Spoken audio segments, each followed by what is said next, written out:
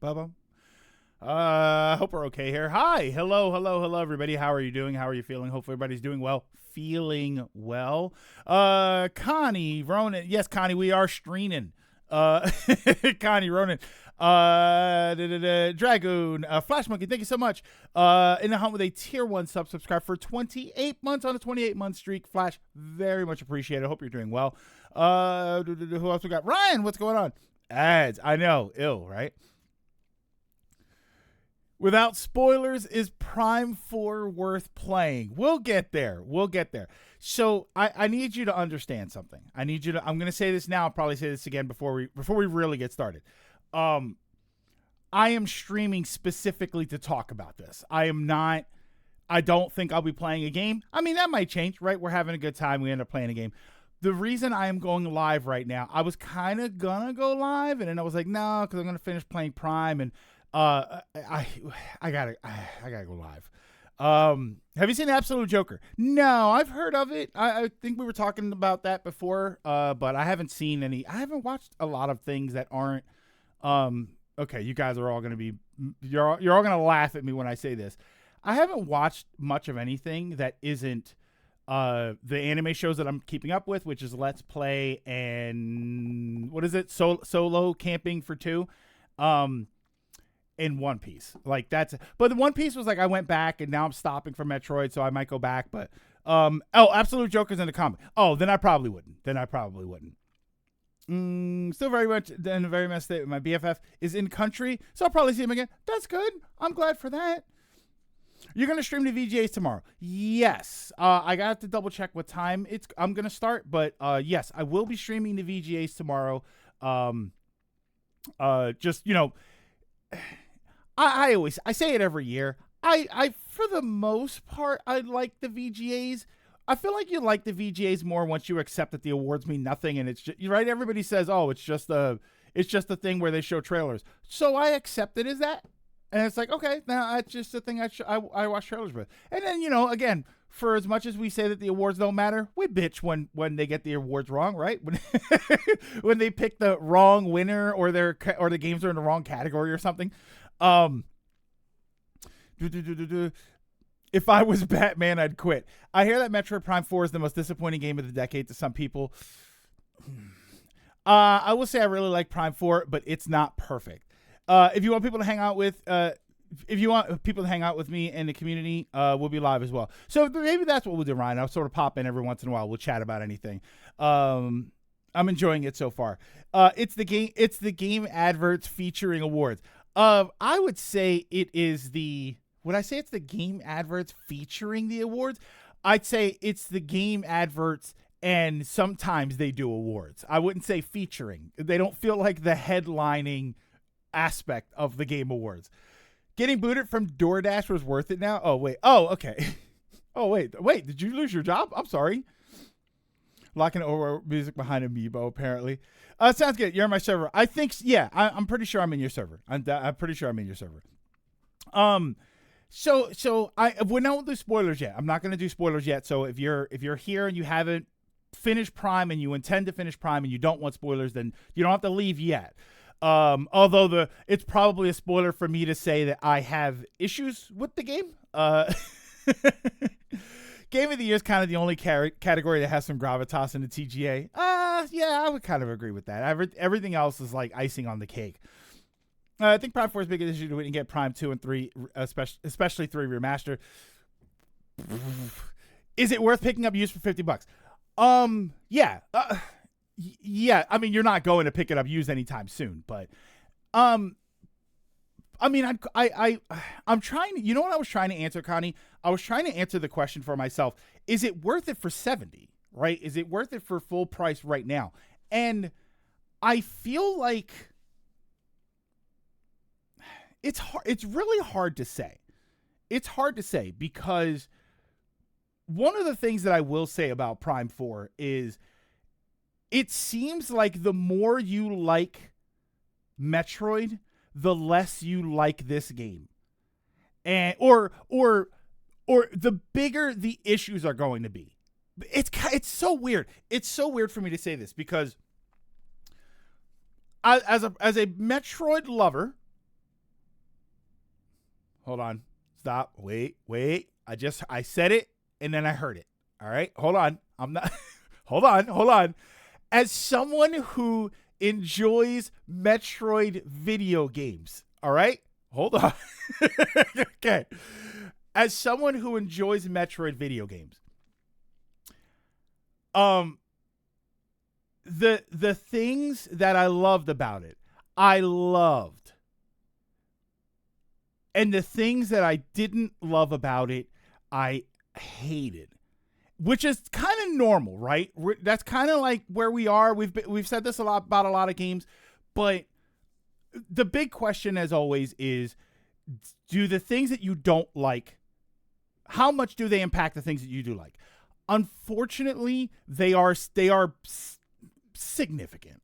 They're significant. They are God, it's so hard to like. I should have written everything down, like the points that I was gonna say. Even Prime 1. Love Prime 1. Of course I love Prime 1. I'd say it's more you like Prime 1, the more you like Prime 1, the less you like Prime 4. That's not a bad way to put that. Other M. The only thing Other M is a very unusual case. Because Other M committed to the bit. It tried to do something different, and it really committed to it. And in that respect, in that way, I respect it more than this game, because it feels like this game was trying to do something else, but then it wasn't trying to do something else, and they got the wrong things wrong and the right things right. It's so hard for me to organize it. I love Prime 3. Prime 4 feels like a natural evolution of that game, but it's not like Prime 1. I think Prime 1 is the best out of the Prime games. I mean, yes, I would agree to that. Is it better than Prime 2?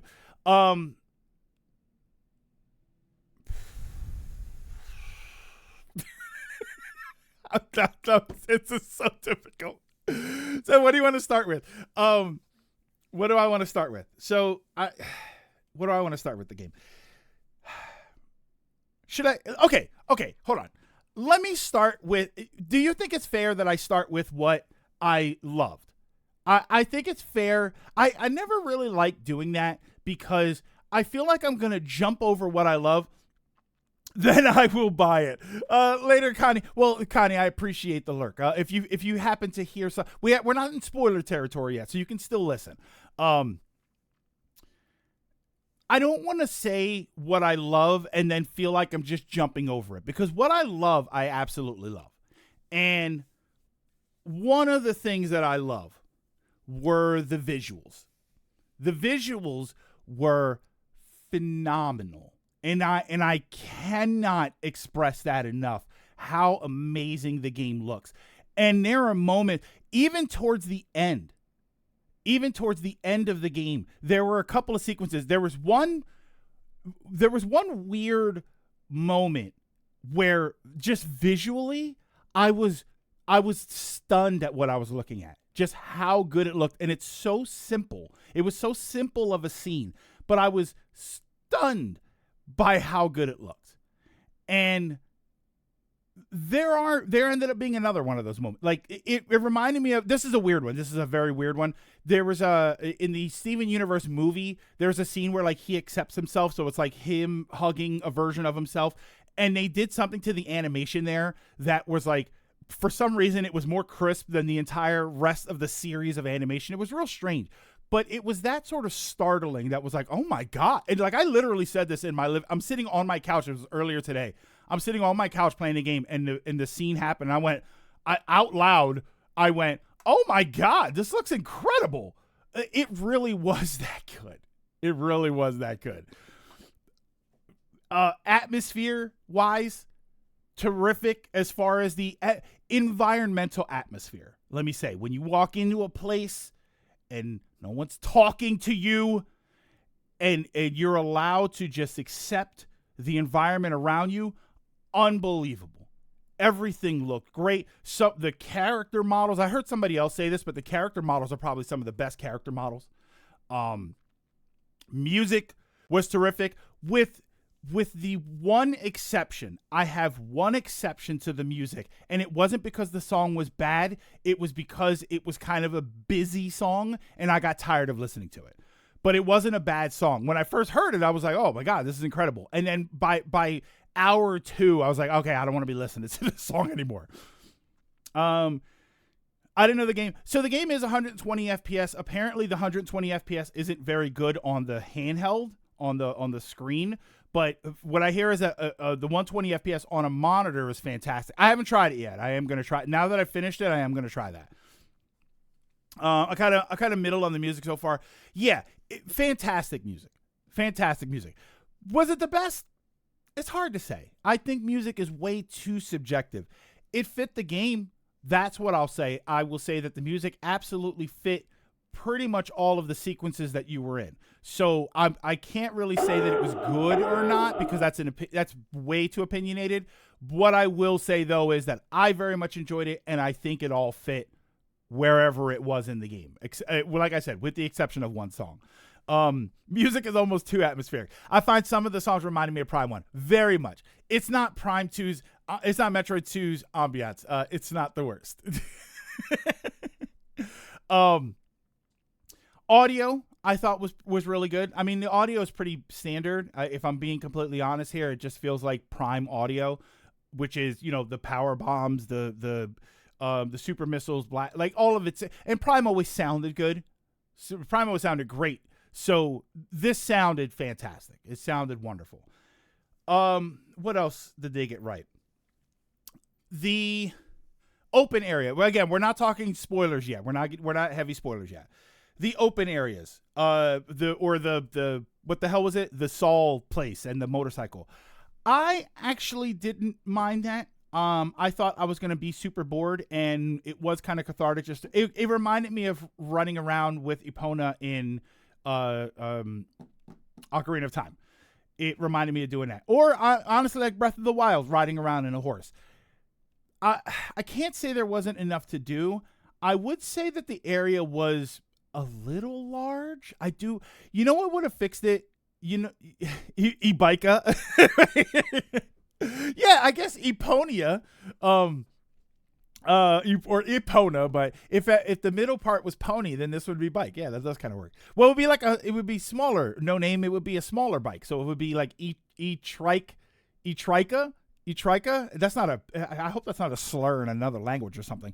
Oh, by the way, thank you for, I see a lot of the streaks coming through. And KH, thank you so much. In a hunt with a tier 1 subscribe for 58 months. Why didn't my alert go off? Subscribe for 58 months. Very much appreciate that. I wonder why my alert didn't go off. It's a big bike. Don't forget Samus is tall. It's two wheels. You're right. It's 2 wheels. It can't be trike. There we go. Happy holidays. It did. Oh, it did. I'm sorry. I totally didn't hear that then.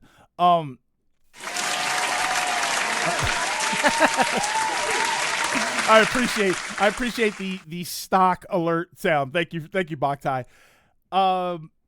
Yeah, I ended up enjoying the open areas a bit more. I question whether or not they were necessary, and when we get more spoilery, I'll explain that. But I do question whether or not it was necessary to have an area like that, and for multiple reasons. The desert kind of reminded me of Wind Waker, especially considering what happens just before Endgame. What happens just before Endgame is not unusual for Metroid, and that's kind of the issue, which I actually didn't have too much of a problem with that. And I'll explain when we get into more spoiler territory. I'll explain why I didn't have too much of a problem with it. Here's one thing. Hey, Wario. Here's one thing that I will say that I actually kind of disagree with some people. So some people are complaining that they think they needed to be a fast travel.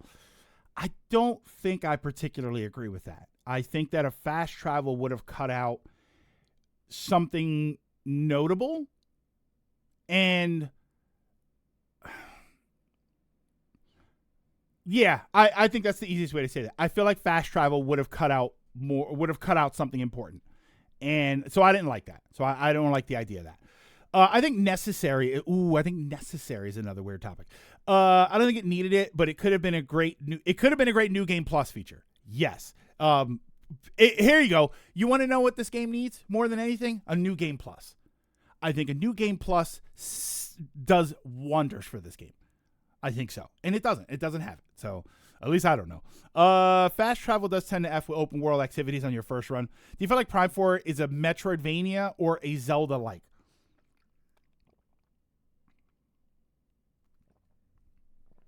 It has New Game Plus. I know it has that you can start over in the same thing. I lost weight. Boktai, I appreciate that. I think I probably gained some weight back. But to be honest, I haven't been to the gym in a little while. It's been kind of a, without getting too deep into it, and as far as my personal life goes, it's been kind of a rough going for a little bit now. So it's like a month and a half. And thank you so much for all the streaks, by the way. I see a bunch of streaks popping up. You can start over and keep logs and scans. Oh, I thought it said that it resets the logs and scans when you do that.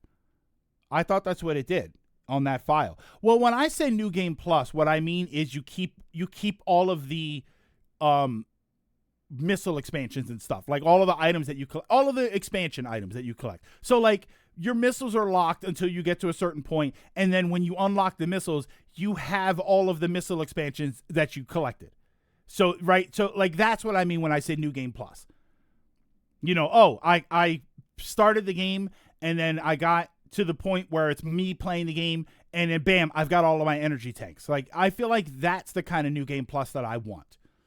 Obviously, some stuff is locked to story, right? Some of the different the shots that you have. So don't do anything with those. Obviously, you need to collect them at the appropriate story times. But when you do, any power-ups that you've collected for the game, for the weapons, that you already have them. Like, I think that's the way it should be. I think that that's a good way to do that. Does any Metroid have a new game? No. Oh, no. Yes. Metroid 1, technically, right? You do the code and you start the game with 255 missiles and all. Technically, that's kind of like a New Game Plus. Yeah, it does indeed reset your logs and items. The reason I wanted fast travel is because the areas are massive and the desert included. So it makes cleanup really long. Here's what I would say that I wanted instead of a fast travel. Ronan, not a fast travel. I just want a fast exit. I wanted a button that I could push and it puts me back outside. That's what I wanted. I never found myself in the desert thinking, oh, I wish I could just hit a button and automatically be at Fury Green. What I really wish was when I was at the bottom of Volt Forge, wishing that I could push a button to just be outside. Hey, Saber, that's what I wanted. The code isn't the same. It's reprogramming the game, but it works. But Dragoon, but the results are the same. I just felt most areas had a way to get back to the top or exit pretty fast. Latimer, transport places. Yeah, are there no shortcuts throughout the area? Not to the extent that we're used to. From Metroid and from other games. You know, there's a lot of games now that you play, and especially when you talk about the Souls-like games and whatnot, where you go and you travel through this area and you fight the boss, and then the boss unlocks a shortcut back to the beginning of the area. There's nothing like that, which is not necessary. I do kind of wish it was like a Mega Man X-ish, right? I go to the menu. Yeah, Elden Ring. Kazan, the first Berserker, did that. You know, I go to the menu and I push exit area or exit to like a warp to entrance or something. I don't need it to make sense, right? I just kind of, because there are here. Okay, hold on. What else do I like about the game? But I do find myself kind of wishing that I had that. A really compulsive question. I see you most of the weapons in Vampire Survivor. Do you just keep at it without any real aim? I did all of the adventure modes, and now I usually make aims as far as unlocking certain characters and all. Now I just kind of do it for fun. It feels good, right? I see the numbers go up. I see the enemies die. It feels good. There are, but not that quick. Yes, there are, but not that quick. Kind of like how Zelda do it. Yeah, Zelda does it. When you beat the area, you can just warp out. I wish that it was like Mega Man, where I can push start and then warp to entrance or something. Also, once again, to the Zelda comparison, I don't say it's very Zelda-like. It is, to be fair. I say it's very Prime 3-like because that game did the same things. And that's part of my issue, is that I have to play those games again. Is the combat good, at least? Is the combat good? the combat is Metroid Prime, which is an acquired taste. You're not playing Devil May Cry. You're not playing, and you know me, I love my super fast games. You're not playing Devil May Cry. You're not playing. It's you know what it feels like to me. I'm gonna be honest with you. It feels like Halo, early Halo, where Master Chief was a bit clunky. He had a nice fire rate. I love the fire rate on his weapons. She has some problems. I don't know why, and I know that Prime is different from the other ones. Why do her missiles fire so slow? Why can't I rapid fire missiles? Why is the homing weird? The homing has this thing where you lock on and then you have to aim again. Like, I don't like that, but I understand where that comes from. I know why they do that. I know where that comes from. So I don't hate that it exists. I kind of don't want it though. There's a difference between thinking it shouldn't be here and not liking it, and I just don't like it. I couldn't think of what it was reminding me of. This isn't Samus May Weep. Unrelated news. See the annoying Twitch ad? King of Meat was expecting 100,000 players on free weekend. King of Meat? That could be anything. I had to mix missiles with charge shots. I was doing the same thing. Ronin, freeze, missile. Freeze, missile. That was like what I was doing. Oh, you said you're not expecting DMC, but would you want the next game to be a style like that or like Bayonetta? A style like that, like a Bayonetta type game with the right thing, you know what that is? That is a better Other M. If you want to talk about a fast-paced action 3D game, it would be third person and it would be another M. And it would be better. You'd have more moves. I'd be okay with that. As long as you keep the other stuff intact. Can't you also no bomb? Okay, so the bomb chain jumping has been out since Metroid Prime 1. That has never been a thing in Metroid Prime. There's only the double chain because they limit the bombs that you can lay to 3. So you can only do the bomb. So you go up and you lay the next one and you boom. That's always the way Metroid Prime has been. You've never been able to do long sequence bomb jumping in Metroid Prime. I believe 3 didn't have anything like that. I know 2 didn't. They did add a jump button. It took me I don't even remember if the game actually told me that, but at one point, I think it's when you get the bombs, you just have a button that you can press to jump, so it's almost unnecessary.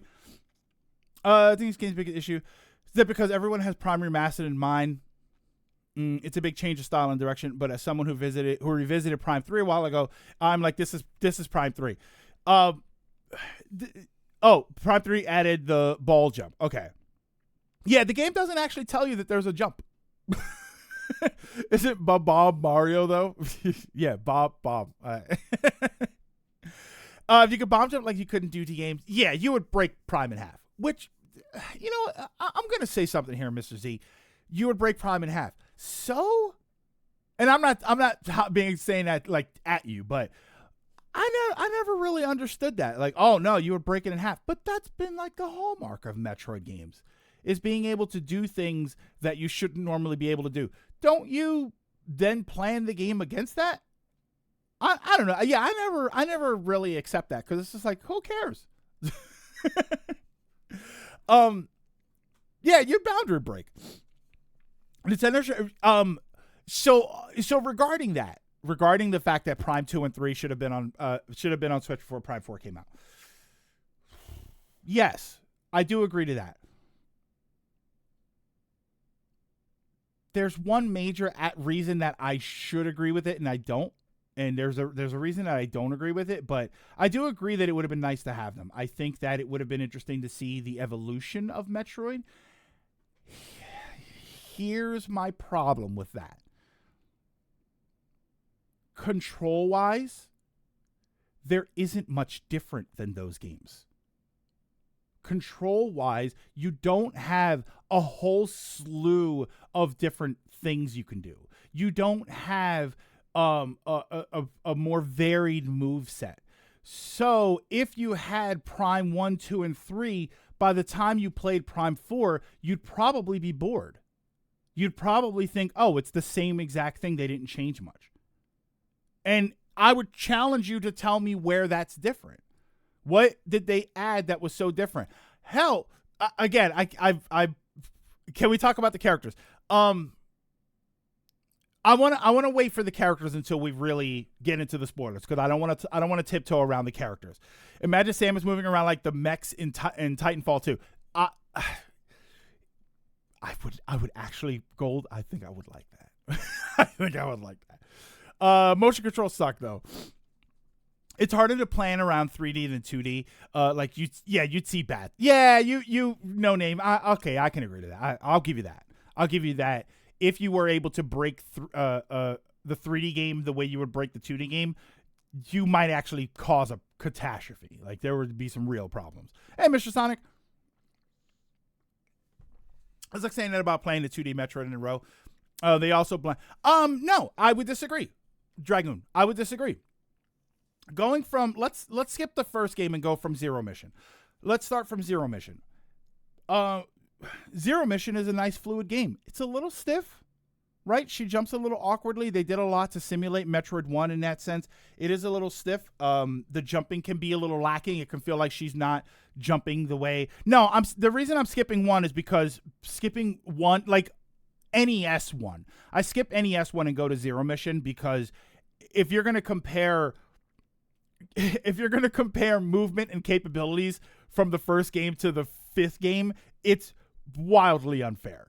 There's not that there's no point in talking about it, but there's a better version of 1 to play, and I think that makes sense. For instance, Metroid 2. I'm not going to talk about the Game Boy game. I'm going to talk about Samus Returns. I'm not going to talk about AMR 2, right? Metroid AM2R. Yeah, AM2R.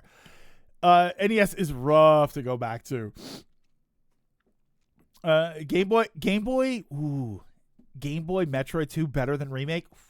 I actually just finished playing Samus Returns again the other day for the second time in my life. I have some thoughts about that game too. But then you get to 3.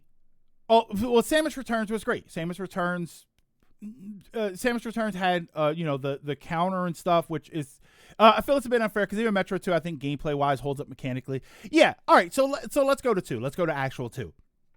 You added a bunch of different things. You added a bunch of different things that are staples that people consider staples to the Metroid franchise. Although a lot of the concept of staples comes from the fact that they haven't changed much of anything, right?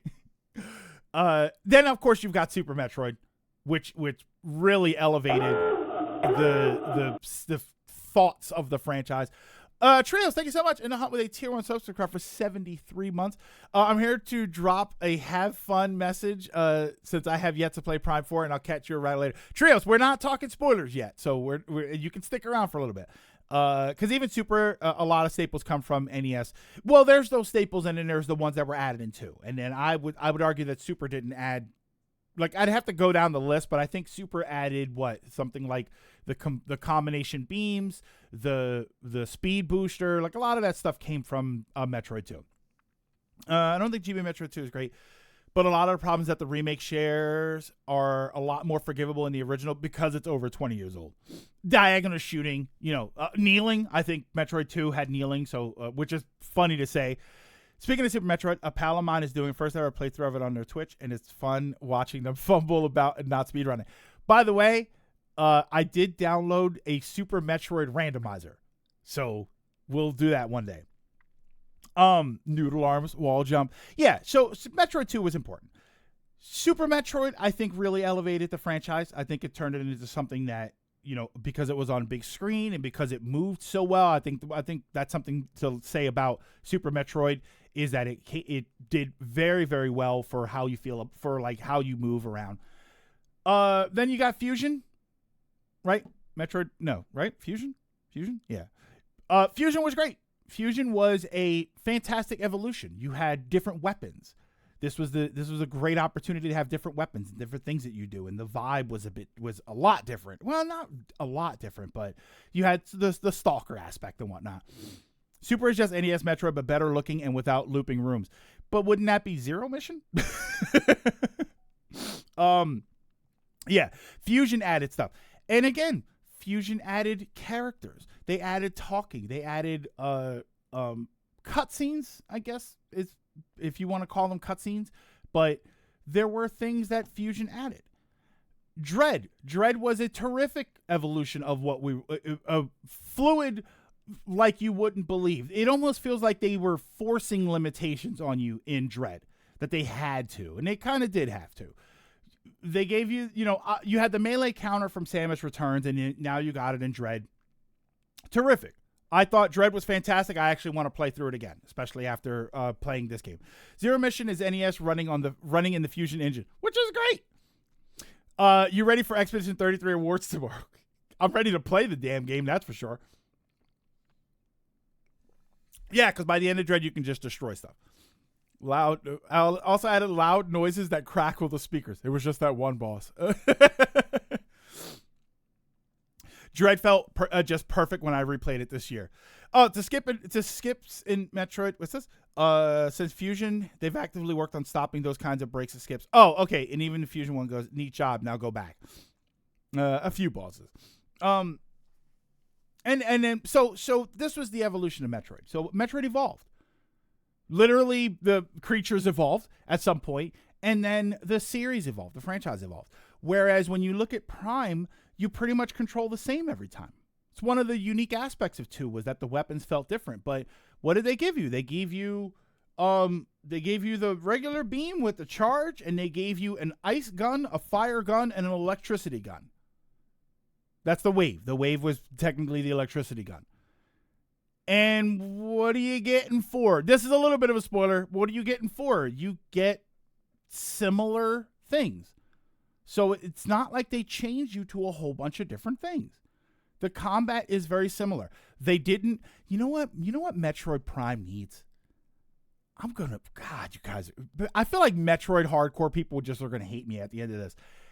You know what I wouldn't mind having that I felt more than any other Metroid game I felt like I wanted in this game? Can I get like a melee move? There were moments where I was really like, can I just charge up the beam and then swing it at the enemy? I think that would have been awesome. Marcos in the hunt with a Twitch Prime subscribe for 72 months. When that triggered a hype train, I think, right? Is that a hype train? Yes, make it like Doom. It doesn't need to be a lot.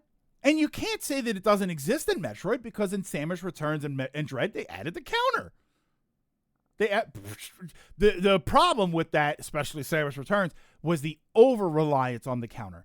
But the counter was interesting. It was an interesting mechanic. It was an interesting control that changed the combat.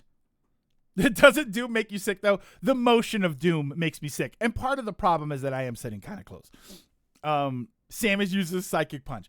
I did see someone post about how Prime 4's biggest issue is the combat, but it's not a big complaint because combat's kind of been an issue. The problem with Prime 4 isn't that the combat is limited. I mean, it is kind of that the combat is limited, but it's almost the same exact combat since Prime 1. And I feel like it's hard to dispute that. From the weapons that you get to what the weapons do to how you use the weapons, it feels almost exactly the same. Let Samus throw hands. I mean, listen, they didn't do it in this game, but if you're going to have Samus out of the suit, why can't she fight a little? Ooh, I'd say it's slower than Prime 1. I think part of the issue Metro fans can be very territorial. We've seen some Metro games get trashed because they changed anything. Many just want Super or Prime 1 again, and I think that's a bigger issue. And I don't think that that's incorrect. I just think that you want it with a little bit more. And I think that's how it works. I think the perfect sequels that we've had, the best sequels that we've ever had, have not been this drastic overhaul of gameplay. It's just been the same but more. And sometimes it feels like there isn't enough more, and sometimes it feels like there isn't enough the same. So there's a balance there, and I don't particularly think they struck it with this. Do I think the combat is bad? No. I think the combat's Metroid Prime. But that means you know exactly what you're going to get, and you're not going to get any more. There isn't, weapon-wise, I'm trying to think of the weapons. There's one thing. There was one thing that I think was super cool as a new addition, and this is not a spoiler because we've already seen this. It's the control beam. I think that's really interesting. I think that's super cool. I liked how it was implemented for the times that it was implemented. They made it feel like it was going to be a bigger deal than it was, and then it just wasn't. By the time I needed to remember to use it, I kind of forgot that I already had it. There were a few moments like that where I was like, oh, wait, I can do that thing. The other psychic powers were really cool. I do like that. I like the beam. It's a thing. It doesn't help that in Prime 4 enemies are tanky and bosses are dark. Okay, so hold on. So what else don't I like? What else do I like? What else do I like? I liked Viola. I liked the motorcycle. Like the actual motorcycle itself. I liked it kind of. I liked it less as I went on because I really was expecting them to do more with it, and there's a reason for that. And I don't mean I was expecting them to do more with it before I played the game. I mean, after I started playing the game and I got to certain things, I was expecting them to do more with it. And then they just kind of didn't. They just didn't. And I thought, why didn't you? These things that you could have done were right there. You did some of them. And then you just didn't do it enough. We generally agree they aren't correct. Even Dred's issues at launch to many haters. They added stuff we didn't need. I'd have to go back and discuss that. And Thardis was a slog, even with the trick in Prime 1. Oh wait, what'd you say? Hold on. Playing Prime 1, none of the bosses really wowed me. Do I think the bosses? I thought they were cool. I thought they were easier. That's for sure. The bike is useful in like 1.5 of the areas. What else did I like? Oh, story. So no spoilers for the story. I'm not going to give you spoilers for the story yet. We are going to talk spoilers. But what did I think of the story? I thought it was a sort of return to form in a way for Metroid, where, you know, the earliest Metroid games were basically, here you are on this planet, go do this thing, and you say, okay, and then there isn't really anything to derail you from that throughout the game, and that's kind of how this was. There's barely a plot. It really was, the story was just escape, and it never really changed from that. So I guess that's a little bit of a spoiler, but it never really changed from, at a certain point, they're going to give you an objective. Think Breath of the Wild and Tears of the Kingdom. More Breath of the Wild. At a certain point, they're going to tell you, these are the places that you have to go in order to achieve this thing, in order to open up this thing so that we can get out of here. That never changes.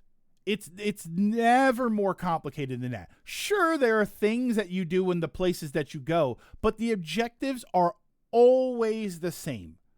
They are always 100% the same. Even when they're not, when it tries to change it, it's the same.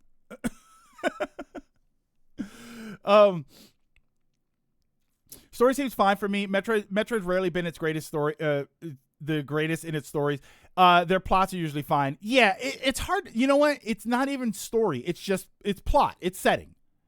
What is the premise? That's the word I'm looking for. What's the premise of what you're doing? You're trying to do this thing so you can escape. That's it. And that ends up being the whole thing. That's the whole thing. Oh, you can feel this game had a trouble development, so I'm curious about the story behind the development. There is one thing that I would say about the development of this game, and I'm going to say this before we start talking about what I had a problem with. I am super duper ooper curious what they got rid of. What was the development looking like before they said, never mind, we don't want this, scrap it, and let's do something different? What did they throw out? I will probably never get an answer for that. But damn it, I want one. You can feel the down. Ridley took the baby. Go chase. Pirates are back. F them up. Yeah, like Metroid's always kind of been that way. You know, Metroid. One of the greatest things about the first game, and I will talk about the NES game. One of the greatest things about the first game. There's a screen that tells you what you're doing. You go down and you do it. Right, and that's an old NES, old video games. You couldn't have that much, but now you can. They cut her singing a song out. Wait. Apparently the OG idea build was significantly more action-based due to the studio's previous work. Maybe that might have not been a bad idea. Oh, pole dancing minigame. Oh, okay. They got rid of the pole dancing minigame. Okay. So, what didn't I like? This is where the spoilers begin. I will give you guys a second if you are not interested in listening to spoilers. Mostly because what I don't like has to do with spoilery issues. So if this is, Ronan, this is about to be a long list. I don't think it's going to be a long list, but I think the points that I have are significant. And yeah, it's miles on the pole. I would not have had a problem with that. Okay. Can we start with the characters? Let's start with the characters. Let's start with Samus. Let's start with the main character, Samus. Remember, we are in the spoil. I feel like I should put like spoiler. Let's start with Samus. Samus does not speak, which sounds like it should be a problem, but it's not. I'm okay with that. It does fit a little strangely into the speaking cast situation, but I actually don't mind. What I did not like, Executor, what I did not like is why is she screaming all the time? She's supposed to be tough, badass, right? Garbage. Jesus. GarageBand. Aggressively silent. So why, when I get hit with something that takes 20 health, which is rare, by the way, because everything in this game does a ton of damage, why is she just screaming all the time? It just feels weird. She's in pain. But this is Samus. Samus always took this in stride. She got hit and she kept on hitting. That was always her thing. So it just feels kind of weird. It's unusual for her as a character, you know. And one of the biggest gripes about Other M was the characterization of her was kind of off. And I feel like the screams do that too. It's not a catastrophe, but it is, and this is the issue, is that there were some major issues in it. There were a bunch of little tiny issues that all add up to something. The screams, the eyes, you see her face all the time. That's cool. That doesn't really interfere with anything. But it is kind of like, it's not special anymore, right? That particular doesn't feel good anymore. In Super, she gave out a brief kind of like, you can still sound tough in pain. Yeah, it's not like a grunt. It's a full-on scream. That's why she's not going, ugh. She's not getting hit. She's going, ah! And it's like, okay, it's a little weird. But, all right, that's fine. I did think Prime 4 is an unfair disadvantage because it only has to compete with Prime 1 Remaster in a long dev time.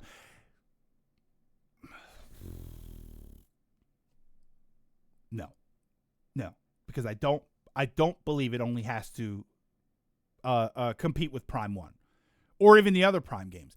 It has to compete with video games in general. And the some of the problems that we're going to discuss are not Metroid problems, they're video game problems. There are problems that we have given to other games. Oh, not only. Okay, there we go. Is it as funny as old Mortal Kombat sound effect? No. It's just an off characterization.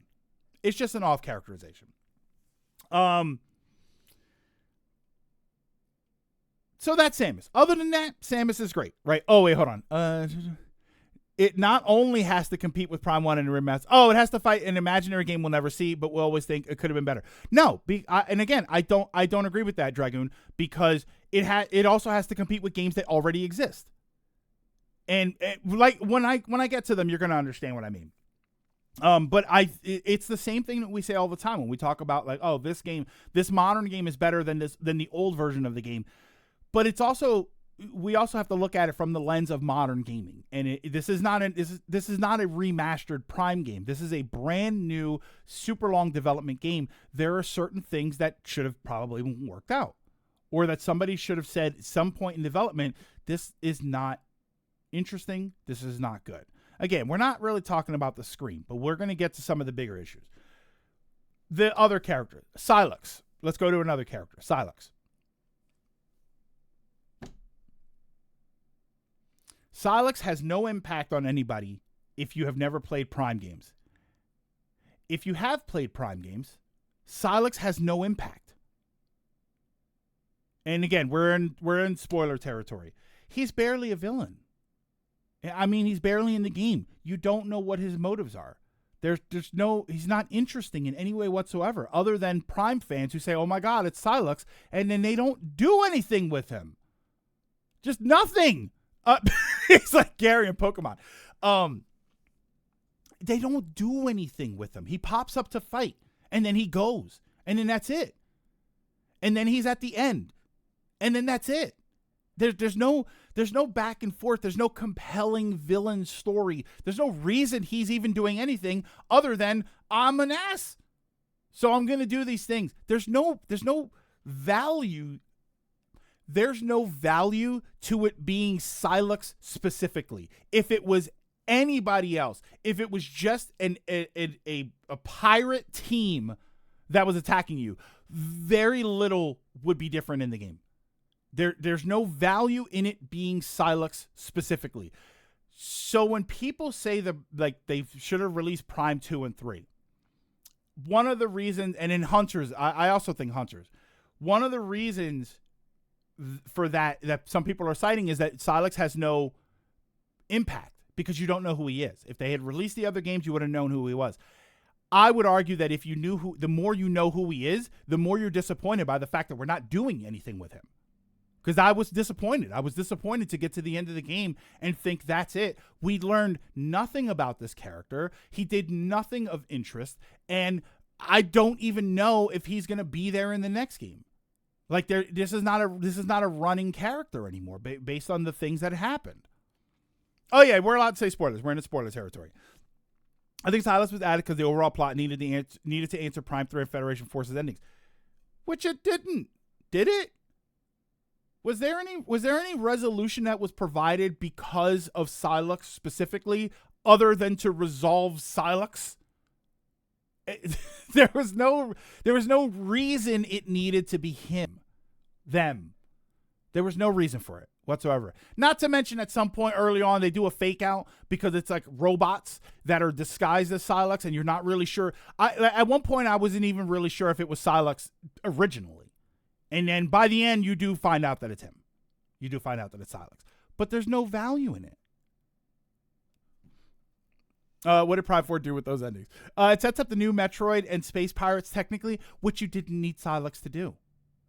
You don't need him to do. The way that would have made more sense. If you would have introduced a new villain and a new villain subplot and a new organization of space pirates, that would have made more sense to have a completely new villain. Making it Silex was unnecessary. It was unnecessary. It's as unnecessary as constantly here we go, hot take. It's as unnecessary as constantly bringing back the Riddler or not the Riddler, Ridley or the Joker. I was going to say Joker, that's why I said Riddler. Ridley or the Joker in Batman stories. It's just unnecessary. It did nothing to add to the story of what's going on by having him there. And now we're on to our favorite group of people, the Federation Force, which is what I'm going to call them. They are the Federation Force. Having the Metroid been wiped out now more times than Krillin, they kind of keep making them, right? I feel like Metroids aren't as relevant as they used to be. A new villain who rallies and champions the rise and return of the space pirates would have been more engaging. It would have been way more engaging. Way more engaging. Oh, part of the reason the machines and everything attack Samus all game is because Silex is controlling him for the pod, but I would argue he needed more time. But part of the reason the machines and everything attack Samus all game is because Silex is controlling him from the pod. Or if you had a separate villain, a new villain who knew who Samus was, the outcome would have been the same. And if you had no villain, no central primary villain like a Silex, the environment still would have attacked you for trying to do the thing that you were trying to do. It adds nothing. It adds nothing. But let's move on to the other characters. Let's start with our good buddy Miles McKenzie. Miles McKenzie is not a problem at all. He's annoying. Sure. Partially because we're not used to this kind of character in a Metroid game, but also partially because he's a little bit of annoying. But there were things that I actually did end up liking about him. One of the critiques that I've seen people say is, why is he necessary to upgrade Samus's weapon when Samus does that normally by herself anyway? She's done it all the time. But this is brand new technology. And if she just took the chip and put it in her gun and said, oh, now I shoot electricity, we would say, oh, thank God her suit is compatible with that technology, right? We would have criticized that. So I like that there's a relatively insignificant buffer between the technology that probably shouldn't work and making it work. It works for the story. It makes sense for the story. And that's all I care about, is that it makes sense for the story. And it does. It made perfect sense. And there were a couple of moments where I was even endeared to him, and I said, oh, that's adorable. That's funny. Zero Mission over there with incompatible upgrade. Yeah, Zero Mission did that. Zero Mission, oh, hey, these things don't work until you found something to make them work. So that makes sense to me. I think they should have had her go to a computer voice that authorized. Oh, God, yeah. I mean, to be fair, this is a video game where we accept Mega Man blasting robots to smithereens somehow copies their powers. Well, to that, Ryan, I would just say that, the video game worlds have their own rules. I'm not going to look at a Call of Duty game and say, well, I can do this in Mega Man, so why can't I do this here? But it fits in that world. It fits in the world of Mega Man. So it's something that I just needed to fit. I needed to make sense. You know what's a good example of that? The end of Terminator 4. If you guys saw the end of Terminator 4, John Connor gets stabbed through the heart.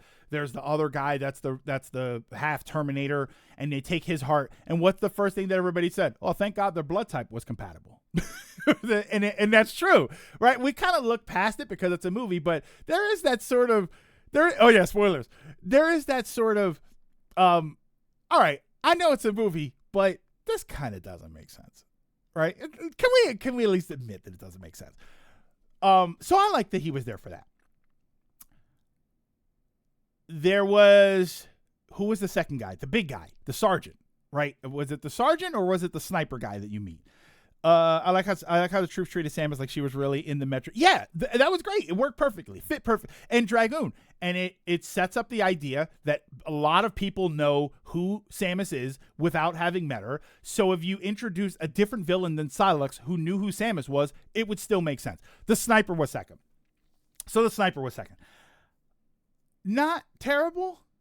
I'm gonna say something here that's kind of mean and maybe a little off base here. I thought the voice acting wasn't the greatest for some of the characters, and it was him that I noticed it.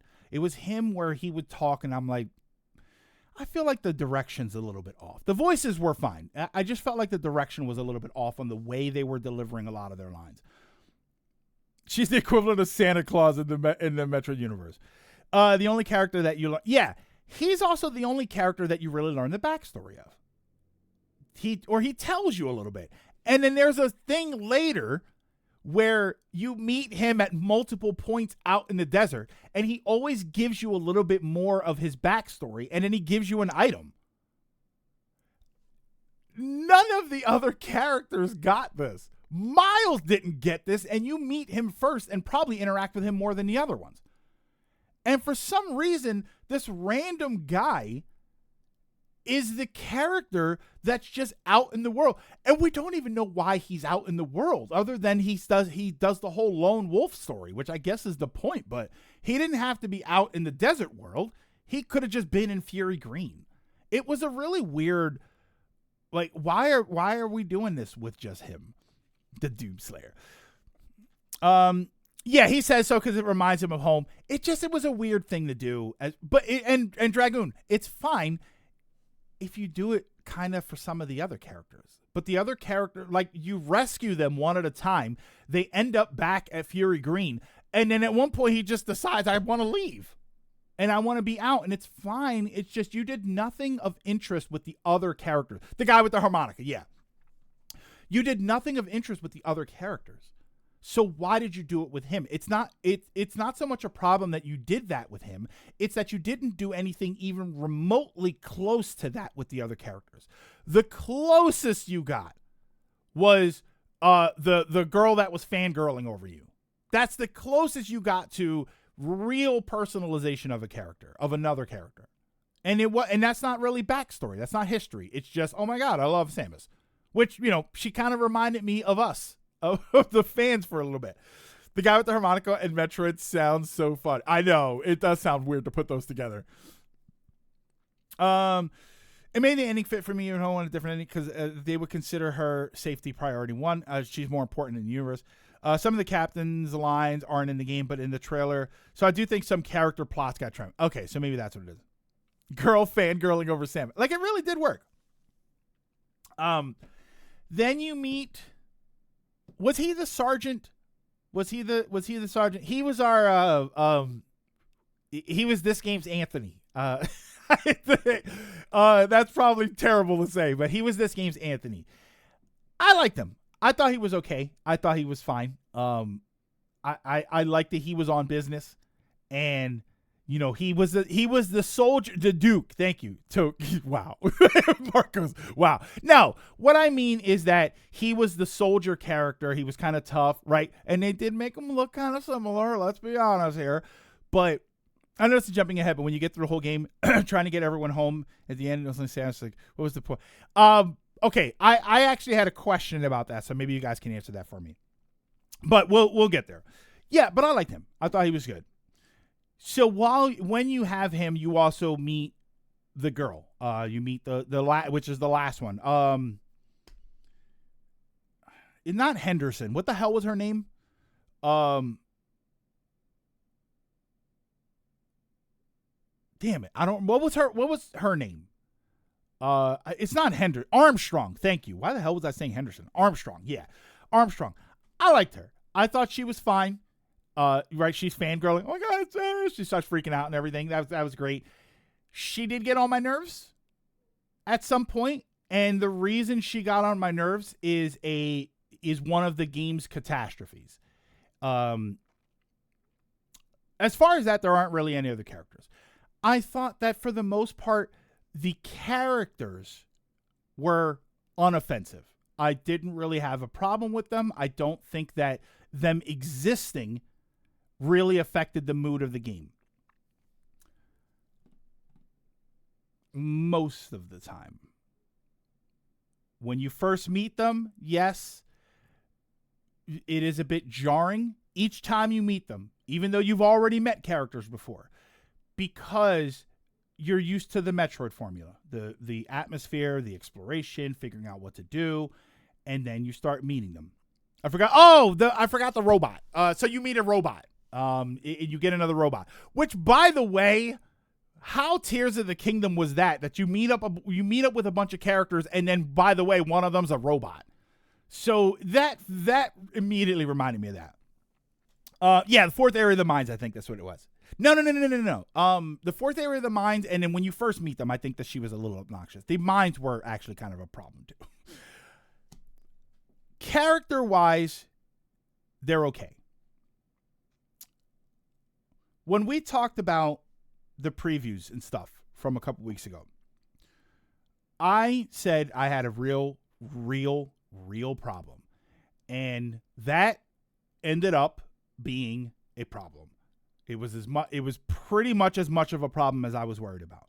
It is not Miles McKenzie. It is not the existence of him or any of the other characters. It is when you fight a boss, the first boss, and you clear a boss, you clear it, and it says, "Oh, I got the long-range scanner. The long-range communication's working." And my heart dropped when I first saw that, because I knew what that was going to be. And it was exactly what I was worried about. There were moments in the game where I finished up an area, I got the teleporter key, I left the area, and by the time I got outside, he communicated with me to tell me where to go, and I didn't even get a chance to open the map and look at it. And I don't mean obvious things. Hey, you got a new part. Let's come back to Fury Green and I'll take a look at it, which he also did every single time. But there was one point where I left and he went, "Oh, that new upgrade should help you down in Vault Forge." Why? I'm gonna curse. I'm gonna curse because I think I have to. Why in the fuck did you not give me 5 seconds to try and find out what to do? I left this area and you immediately told me where to go, and it was not obvious. You didn't even give me the chance to explore, to look at the map. It happens the whole game. Every time you get an upgrade. "Oh, you should probably head back to me. Why don't you go over to this place and see if you can give it a shot? Maybe that'll do something. Try that. Go there. Do this. Don't forget your green crystals." I am collecting green crystals since the day I got here. Stop telling me to get green crystals. Audible yellow paint. Also, get a message, ignore it, and then ask 20 minutes later, "Where am I supposed to go?" And then got another pop-up that says, "Shut up, Miles." Okay, I'm going to say something about that. I got lost one time. That's really a point for a different issue, but there was one moment where I didn't know what to do, and it was hilarious because he spent the whole game telling me where to go, and then all of a sudden he didn't tell me anything at all. And the place that you have to go, we're in spoiler territory, so I can say this. When it's time to collect the giant mech parts, you find one of them and they say, "Oh, we have no idea how to teleport, how to get it back to Fury Green. Go and see this guy, the sniper guy. Go and see the sniper guy. He's out in the desert somewhere." They don't tell you where to go in the desert. You just drive around until you see a plume. By the way, if you haven't played it yet and you're going to, this is how you find him. There's a plume of black smoke because he's set up somewhere in the desert and he's got a fire going. That's how you find him. The game that has spent the entire time telling you where to go and what to do before you even have a chance to ask the question suddenly doesn't tell you anything, and it puts the next step of progression randomly in the desert. It's so far away from Fury Green, so it's not like you're going to come out of Fury Green and suddenly it's there. It's so far away. It's so random. And he's playing the harmonica. He is playing the harmonica. Then, as you start finding the other pieces, he's near them. And there's no real reason to talk to him other than the backstory. And this, you meet him multiple times. So when you meet him, he gives you an item and he tells you some of his backstory, and then he ends up somewhere else, and then he tells you more backstory. Like, that's the progression with him. So that's how you get backstory with him, and that's what I mean. You don't do that with anybody else. To be fair, I found all the mech parts. So, Ronan, towards the end of the game, they're going to send you on the mech part hunt. They're going to tell you that, we need to find the different pieces of the mech so that we can fix the smaller mech and then we can have everything good. Because you spent so much time looking for green crystals and exploring the map, you find all of the pieces. There's only one piece that you don't find, which is another gripe of mine. There's only one piece that you don't find out in the world, and it marks them on the map. When you do come across them, it marks them on the map. So by the time, this is why I say that the end part where it's like, you suddenly have to search for the mech parts, I didn't actually have too much of a problem with it because I knew where they all were. 5 of them. There's 6 of them altogether. I knew where 5 of them were.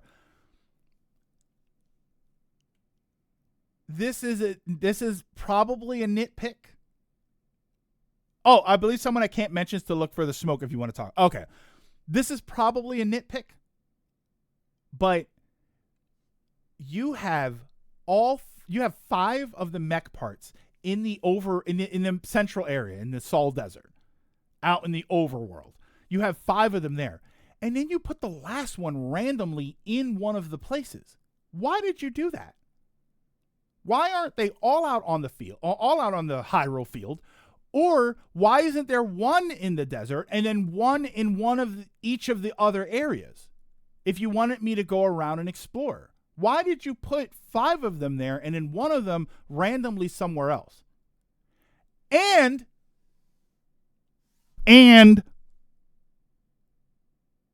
while you're looking for it, out of all the times in the game where they do this, why doesn't Miles chime in with where the last one was? If you find the 5 of them in the Sol Desert, at no point does Miles chime in and say, oh, I wonder if you've checked Flare Pool. Or have you checked some of the other areas? There might be one of them in there.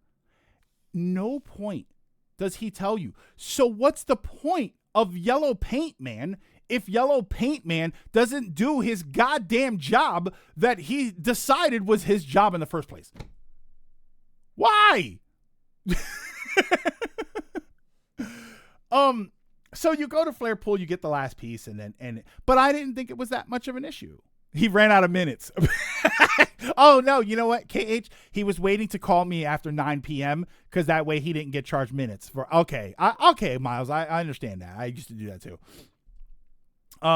Immediately thought of the lava area for the last part because it's the only area where I was like, I never did remove that wall over the lava.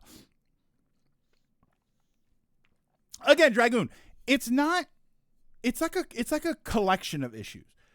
You have Miles telling you what to do and where to do it every chance that he gets. And then at one point where the game does something odd, where it puts 5 of the 6 things that you need out in the field and then one of them randomly in another place, suddenly Miles doesn't chime in.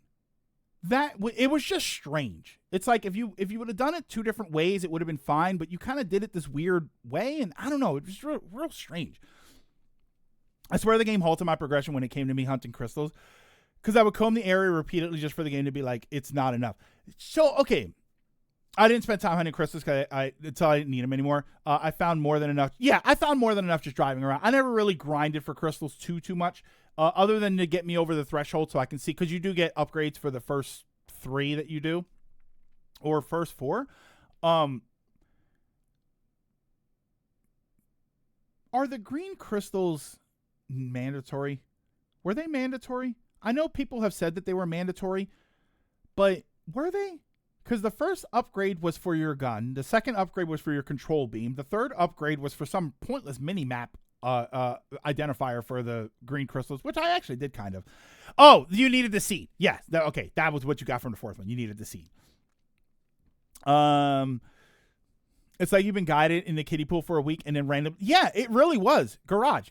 I was in the kiddie pool with floaties on because the game decided I need them. And then at one point it just randomly said, oh, you can swim. We'll throw you in the deep end. Like, okay, wait a minute. Hold on. You don't need all of it. Because when you collect all of them, then another collection goes up. I wanted to finish that. I wanted to see what the rest of the collection was.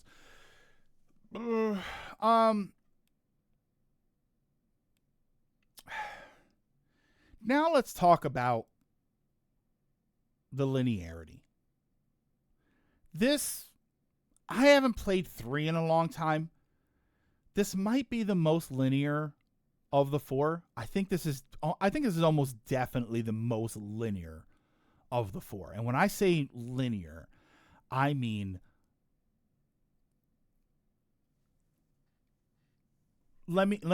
okay, for those of you here who know me, for those of you here who have been here regularly and you've been here for years especially, and you've seen me play games and you know exactly, straight lines, baby. And you're not going to believe this, I did not get lost in this game at all. There was no point where I got lost. There was no point where I got turned around. And yes, I was looking at the map, but I didn't look at the map nearly as much as I've ever done in a Metroid Prime game. There was basically no point. If anything, the only time I looked at the map was because I was second guessing myself. But realistically, there's no reason for you to get lost in this game. There's very little opportunity.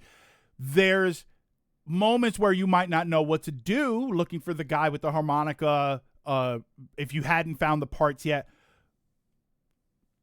No, Steven. Not lost. I just didn't know where to go. Which sounds funny. What I mean, when you have to find the guy with the harmonica, you know that he's out in the desert. You just don't know where. So, and then Miles doesn't chime in on where. So, like, he's the one that says, "Oh, he's out in the desert." What I mean is, I'm in the dungeon. I'm in the area, and I don't know where to go. I don't know what door to go through. Like, there wasn't any of that. Go down to the bottom of Volt Forge. Okay, and you go there, and it's a straight shot. You're in the mines. Go through the mines. You got your team with you. Didn't get lost once. You don't. They don't give you the opportunity. There aren't enough opportunities to explore enough giant open areas. There are some big giant open rooms, and you know what they do with those giant open rooms? There's a door over there that you came in, and there's a door over there that you go out. And that's it. And maybe there's something you have to do in the room, but it's not really super puzzle heavy like the other games. But there's no question. I came through this door. I haven't been to the next room. I go through that door. They're just straight lines. Yeah, they're just straight lines. I even had the game. I hooked up my Switch just in case we were gonna like go through, because there were a couple of clips that I saved, but you can see like the maps are just straight lines. And the big giant open area rooms, they're big giant open area rooms with a way in and a way out, and it doesn't change. You can actually miss the Find Takeda cutscenes, which I did by running straight to the green crystal room. It skipped the entire event for me and acted like it already happened. I mean, that's kind of wild. That's good. See, because so the reason I say that, Dragoon, is because when I was looking for him, and I knew I had already found the mech part, and it said that they couldn't figure out how to get it back, and then because I think doesn't Takeda give you the thing to make the teleporter? He gives you the chip. So you need to do that at some point. I was going to ask if we were going to do something, but it's good either way. I don't know. I still found him with no issue, which is hilarious to me. He does. Yeah, so it's not mandatory. After you get the mandatory part, then I think there's one or two more scenes that are not mandatory. But you still have to do it. Yeah, it's just a very very linear experience, which is not terrible. It's a little non-Metroid-y. I would say between the 3D and 2D games, I think that's not a very Metroid thing to do, which is to have a super linear game. Yeah, I do miss the interconnected worlds. While it's not awkward, it does clash with what I felt like they were trying to do. The reason a lot of people think that this feels like Ocarina of Time, where you've got the Sol Desert as Hyrule Field and in the other areas, is because the other areas... Aw, you've got a friend request incoming. Thank you so much, Bemmels. The other areas are not connected.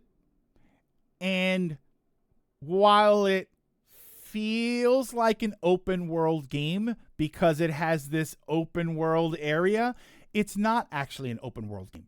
They do tell you, these are the 5 places or 4 places that you have to go and collect a teleport key, or whatever it was called, Master's Teleporter Key. These are the 5 places that you have to go. But you can't do them in any order you want to. You are locked into an order. You can go to all of them. You can go to some of them. And then when you get there, you can't do that without this upgrade. So you have to leave. So it's not really an open world game. It wants to look like it, but it's not. I didn't mind it personally, but I can see why it bothers others. Miles is like, go check any area in the game. And the game is like, no, you can't. Here, this is where the 4 transporter keys are. Oh, well, you can't get through here without a suit. You can't get through here because this is you need a power bomb to get through here, or like it's something like that. It's like, so are you linear or not? Are you an open world game or not? You act like you want to be an open world game, but you're not. After all this, would you say it was worth the 8-year wait? That's probably jumping ahead. Prime 3 was the same way, linear order even. Yeah, and that's fine. And that's fine. Prime 3 was okay. But Prime 3 also didn't have a giant open area to run around in. It didn't feel like it was trying to look like an open world game. I feel like the Sol Desert is not really a problem, except that it feels like it's indicative of a semi-open world experience, and it's really not. There isn't much that even the desert has shrines. Yeah, the desert has these shrines, but you can't get into them immediately. When you talk about Breath of the Wild or Tears of the Kingdom, if you want to explore that map and find those shrines and find those upgrades, there is nothing stopping you from doing it other than traversal. In this game, you are locked. Those shrines have keys. They have locks that are related to items of progression, to different guns and stuff. So it's not open world. Prime 3 had flying to different planets. Space was, but you couldn't exist out in space. You couldn't just right. Am I misremembering Prime 3? You can't just exist out in space. You pick another place and you go to another place and you skip space entirely.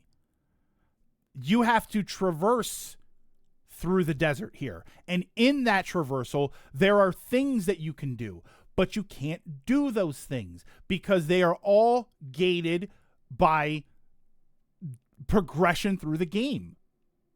So it's not open world. And again, that's not really a problem, except you created this environment that feels like it wants to be an open world game. You created the Sol Desert, this interconnective area, and you wanted people to traverse it, so you didn't add fast travel, and you added green crystals that they need to go and find. Great. But it feels kind of unnecessary. You could have made the whole thing passages. It just feels kind of weird. People wanted old school Zelda back, and we got it. It's in a Metroid game. You can tell at one point Nintendo told Retro Studios, get this game out now, we'll cut our losses. I don't think so. I think that they think they had something with some of this stuff, and they could have if they committed to all of it, but they didn't. That's what I was saying earlier. I think the Sol Desert was the biggest indicator to things being cut. Feels like a Mario Kart War issue where they considered it more interconnected, and we call it open world. Yeah, they had 7 years of dev time. Open my water. They really thought they were cooking. Yeah, I feel like there's a lot of ideas that might have worked if they committed to them, and then they didn't. They kind of did these half things, and then, so what else is there? So you got the open world, Viola. Let's talk about the motorcycle. Let's talk about Viola. I actually ended up liking driving Viola around. It was cathartic, just kind of drive through. There wasn't any music in Sol Desert. I've heard people kind of complain about that. I actually didn't really mind that too much. I didn't mind that there wasn't any music. I thought that the ambiance was very nice. I think Metroid, when you talk about the ambiance of Metroid or as an ambience, music usually plays a part in that, but I don't think it was necessary. I think I liked it without the music. They put these random enemies in there. There's these random, there's a flying thing and there's some birds and there's these things that roll around. And then later on, some of the monsters will pop out depending on where you are. And it was kind of, I don't know. It felt like they wanted to give you something to do out in the desert, but it felt random. It kind of felt random to me. They had 7 years to rebuild the project. Every year we said, where is it? We need it. Yeah, I kind of wanted the other stuff. Those enemies drove me mad. Only 3 years of dead time were with Bamco. Hey, John and Nader, we are spoiler talking about it right now. Bambles, what'd you say? My biggest hope is that the game gets a sequel similar to how second and third game were handled. Just taking the engine and ideas of their first run and building upon them more. If you were going to give me a sequel, which I do hope for, I do think that this stuff needs to be built on. I like the idea of Tears of the Kingdom, where you took what was there, you added something different, and then it expanded what I was experiencing. It expanded the experience of it all. one of my biggest gripes with Viola is that they didn't do more. And it felt like they wanted to. You don't get weapon upgrades. There isn't a lot of combat in the game with the motorcycle. There's the desert, and then you kind of use it in Volt Forge, and then that's it. There's not a lot of interactivity with the bike. There were no upgrades to it. There was no, other than getting green crystals and finding some of the stuff. There wasn't really a need for it to be a motorcycle. There's also a point where you get a transformation for the motorcycle. In order to go over lava, you have to get a hover transformation, which is dope, by the way. I think it looks cool. I think it looks really good when you do it. But why weren't there more upgrades? Why wasn't there a flying version? Why wasn't there something that was a bit more streamlined and you attack? Oh, you get boosts. I'm sorry. You get boost upgrades.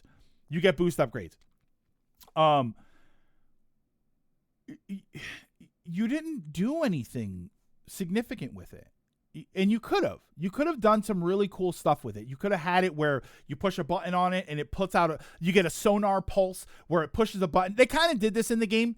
They did kind of do this with these other little robot things, but there should have been a button on Viola where you push the button, like an upgrade that you get later, and you push the button and it sends out a seismic shock that tells you where items are in the area within a certain distance. There should have been something like that. And there should have been a flying mode. You should have been able to just keep the hover mode. I thought the hover mode looked sick, and I would have liked to just have it be in hover mode all the time. And you can't really do any of that. There wasn't, they wanted to have this thing, and then they did very little with it. You get upgrades to how many times you can boost before you need to recharge.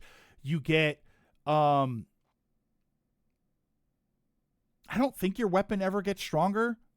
What was the other? Isn't there like one other upgrade? What about for the next game instead of Viola, you get the speed booster upgrade? I mean, if you get the speed booster upgrade and you can run, how great would that be? But if you're going to have a Viola, if you're going to have a vehicle, just have the vehicle do other things. If you don't want to have a speed booster and you want to traverse the area faster, then have a speed version of the Viola or whatever. I don't know. Take that, Sonic.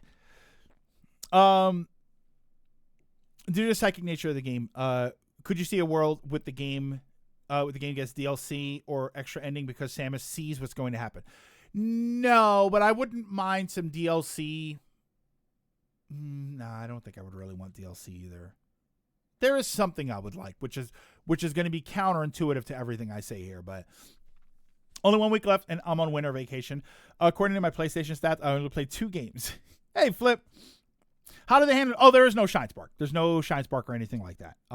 There's one cool thing that I liked. I don't remember if this was in Prime 3 or not. They got the thing with the ball when you get into the morph ball and you can latch onto things with the wire. I like that. That was kind of cool. You could like slingshot yourself.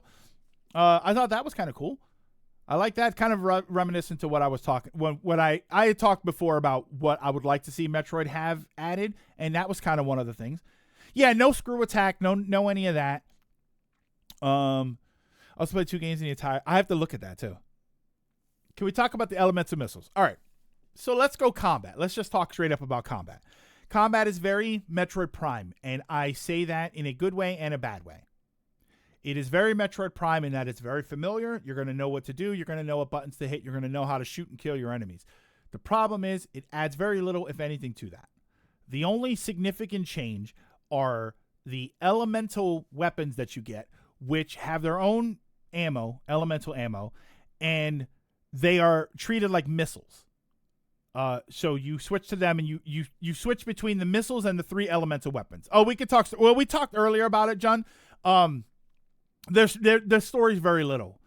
You end up on this planet. You have to get out. You need the teleport keys, and that's pretty much it. You find the teleport keys. You get to the Chrono Tower. You have a boss fight, and then you're done. And like that really is it. You know, and as far as character backgrounds, they only give you background for one character. Super lightning. Yeah, the super lightning was crazy. Ice shot missile was crazy. And any for Silex. Nope.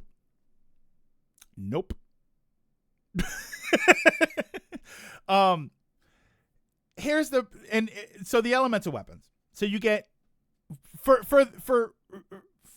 to condense it all, you get elemental missiles. That's how they work. So there's an ice missile, a fire missile, and they fire a little faster than missiles, so it's not really fair to say, but they use the same button, and you have to switch off of missiles to get to each one of them.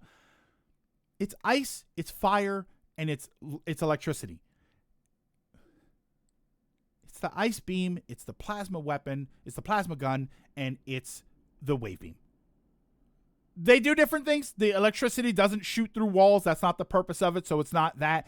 The plasma beam, it's not meant to be the ultimate powerful gun, but it does sort of the same thing. It puts a burn on the enemies, and it, burns things away. Like, it's basically those three things, except for missiles.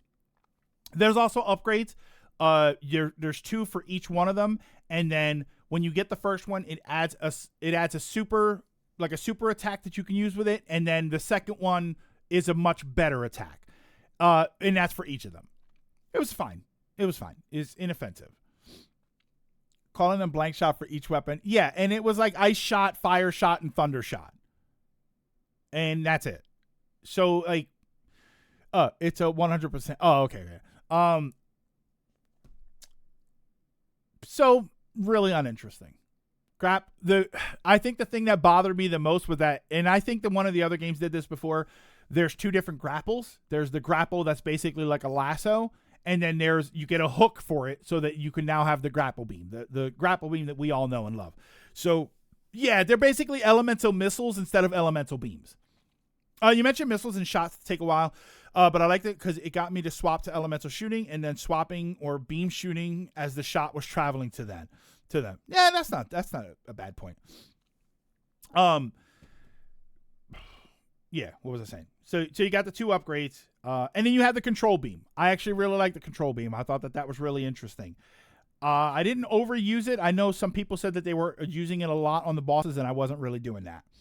You also get 2 upgrades for each missile before you get super missiles and power bomb. Wait, 2 upgrades for each missile. Yeah. Once you get the weapon, so the upgrades are all out in the Sol Desert. Once you get the weapons that you need to unlock the doors to the shrines, you can get them immediately. And this is all before you get the super missiles. The power bombs are super late game, which is not uncommon for Metroid. I don't think it's that uncommon for Metroid. Don't you love that every power up in the game is just the play of... Yeah, it's just the play of upgrades we got in the past. Except, it's psychic. Yeah, so that's the other thing. I love ice shooting spot. That's what I was doing. Yeah, you freeze and you shoot a missile. You freeze and you shoot a missile. Like, that's what I was doing. Yeah, power bombs are always late game, so I don't mind that too much.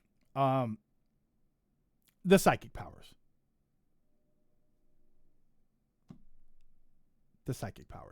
They're... So what do you get? You get the psychic boots, which lets you stand on psychic platforms that you materialize. You don't put them anywhere. You just materialize them. They happen to be out in the world. You get the psychic boost, which uses the boost ball, but then there's these boost spots that you can use. The control beam, I thought was awesome. I thought the control beam was great. Didn't really integrate it with anything else. I would have liked it to switch to control missiles or control elemental shots. I thought that would have been more interesting and a different way to add puzzles to the game, which, by the way, there's not really a lot in the way of puzzles. When I talk about linearity, I don't just mean the map. I mean, you get to a place, you kill a bunch of enemies, the door opens, and you move on. There isn't a ton of platforming puzzles or anything like that. There's very little. It's just, what puzzles? It just wasn't there. And what little puzzles there were, or what little exploration might have been necessary to do things, good old Miles just told you where to go and what to do. I was mad at the last 2 upgrades were super... Yeah, the last 2 upgrades are super missiles and power bombs. You're absolutely right. I also like the beetle in Skyward Sword. My headcanon is that the psychic powers adapt themselves to Samus's natural locked abilities, so they took the form of whatever she would use it for. Because they've never shown that the aliens can morph ball, but they did use the main. Yeah, I like that. I thought that was clever. Like, they don't morph ball, but they use maintenance shutters and these little maintenance robots, so it made sense that you had all these small tubes that you would have to get through. I thought that was fine. There was only the door puzzle that you had to find the pieces for. Yeah, and it was all just exploration and combat, and which again wouldn't be a problem if it wasn't for the fact that A, it's a Metroid game, and Metroid games have never been just about combat, or rarely have been just about combat, and B, you didn't do enough to the combat to make a combat-focused Metroid game seem more interesting. You did it in the 2D games. You added the counter attack, and you have different ways to use your weapons. You have bomb jumping, and there was more that you could do with combat. So if you made a combat-focused 2D Metroid game, it would make sense. You've got a ton of moves that you can do. I'd argue that some of the other ones were very much combat-oriented. But this game, you just didn't have a lot. But you have a game that seems to forego puzzles. Did the suits actually give any? No! You got a red suit because you got a motorcycle, and you got a legacy suit or whatever the hell it was called because you collected a bunch of the green. I think that was the green crystal collection thing. They didn't do anything. The legacy suit added some sort of shield that you can use, and I never used it. I used it once by accident, and I tried to use it once on one of the bosses because I was getting annoyed and it didn't work. So I died, and then I didn't do it again. I never used it.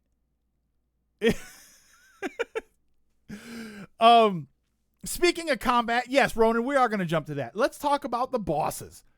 The bosses in this game, holy, they are damage sponges. They take, and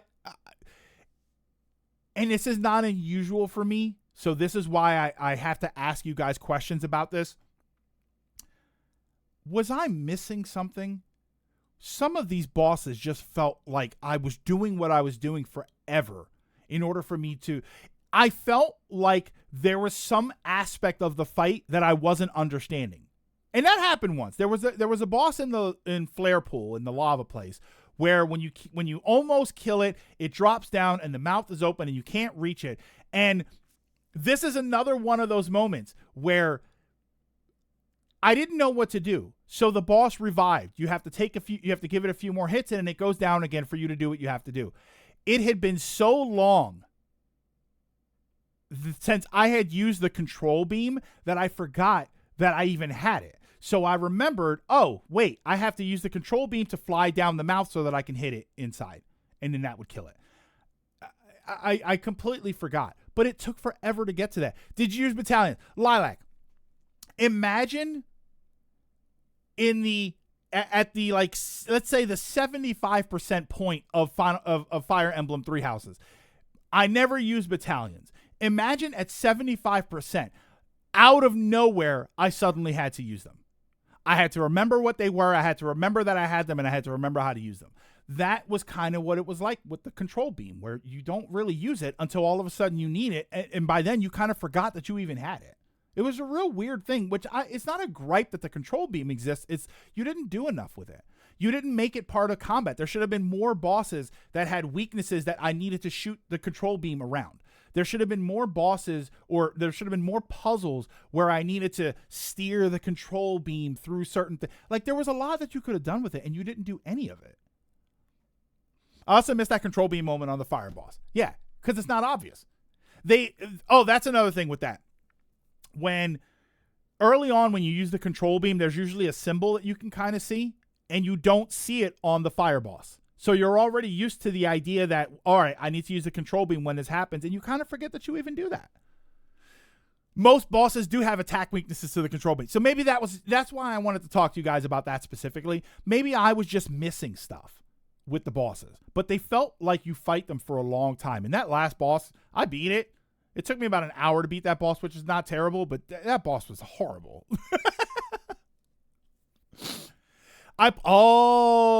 Dragoon, wait a minute now. I played the game on easy because I didn't have anything to prove, but I felt the bosses were the perfect length. But I do think a lot of bosses have weaknesses that don't seem obvious at first. Play it on normal and let me know what the difference was. Let me know what the difference was on normal. The giant ball one with the magnetic plates took forever. That boss took. That was a good one for the control beam, though. Don't forget, you can't lock onto their weak points. When you lock on, the way this game works and the way I think some of the other ones have worked is you lock on to the general area and then you have to aim within that area. You don't actually lock onto the weak point. You lock onto a general area of the weak point, but you're not auto shooting at it. If I lock on and I shoot the missiles, I don't always hit the spot. I need to also be aiming at the weak point. It is a weird control system that probably works really well if you're used to it, but I was not. I was not used to that. I lock on and I shoot something, and if it has homing characteristics, which the missiles specifically say they have homing characteristics, I should expect it to hit, and it does not. It doesn't hit. Sounds like a case of they made it be useful throughout the game but never needed it, leading it to being forgotten. It kind of was. A lot of bosses really want you to use the control beam because you can destroy three shots, and many bosses shoot 3 projectiles. Oh, okay, I see that then. I see that. I actually didn't press the escape button after the final boss because I thought it was too sudden. Died. Okay, so Bemmels. I'm glad you did that. You kind of jumped ahead because I did have a question about that. You can change the lock-on scheme in the option. Oh, okay. So I can change that. For the magnetic boss, it looked fully vulnerable when it comes out of the ground, so I thought I could have used the control beam to attack it then. The first boss threw me for a loop because you needed the control beam to expose the boss. It wasn't until I remembered that puzzle just for that boss, and that's when I remembered the control beam. Prime Remastered uses the same lock-on system. Do I want to talk Bemmels? Do I want to talk about that now? Do I want to talk about the ending right now? The final boss was super thunder. Yeah, once I switched to the super thunder for the final boss, it was cake. Hey, Boktai, thank you so much. I appreciate the bits. It was cake. Once you remember that. No, Bemmels, you're okay. Let's jump ahead. Let's jump ahead to the ending. Let's jump ahead to the end. So the last boss, and again, this is all spoilery. So the last boss is Silex. It is one continuous fight with a break in the middle. You break in the middle of it, and then if you die at the first half, you start at the beginning. If you die in the second half, you start halfway through. I died multiple times to the boss, and I'm gonna tell you. I want to see if you all say it. What was the most annoying aspect of the whole final boss?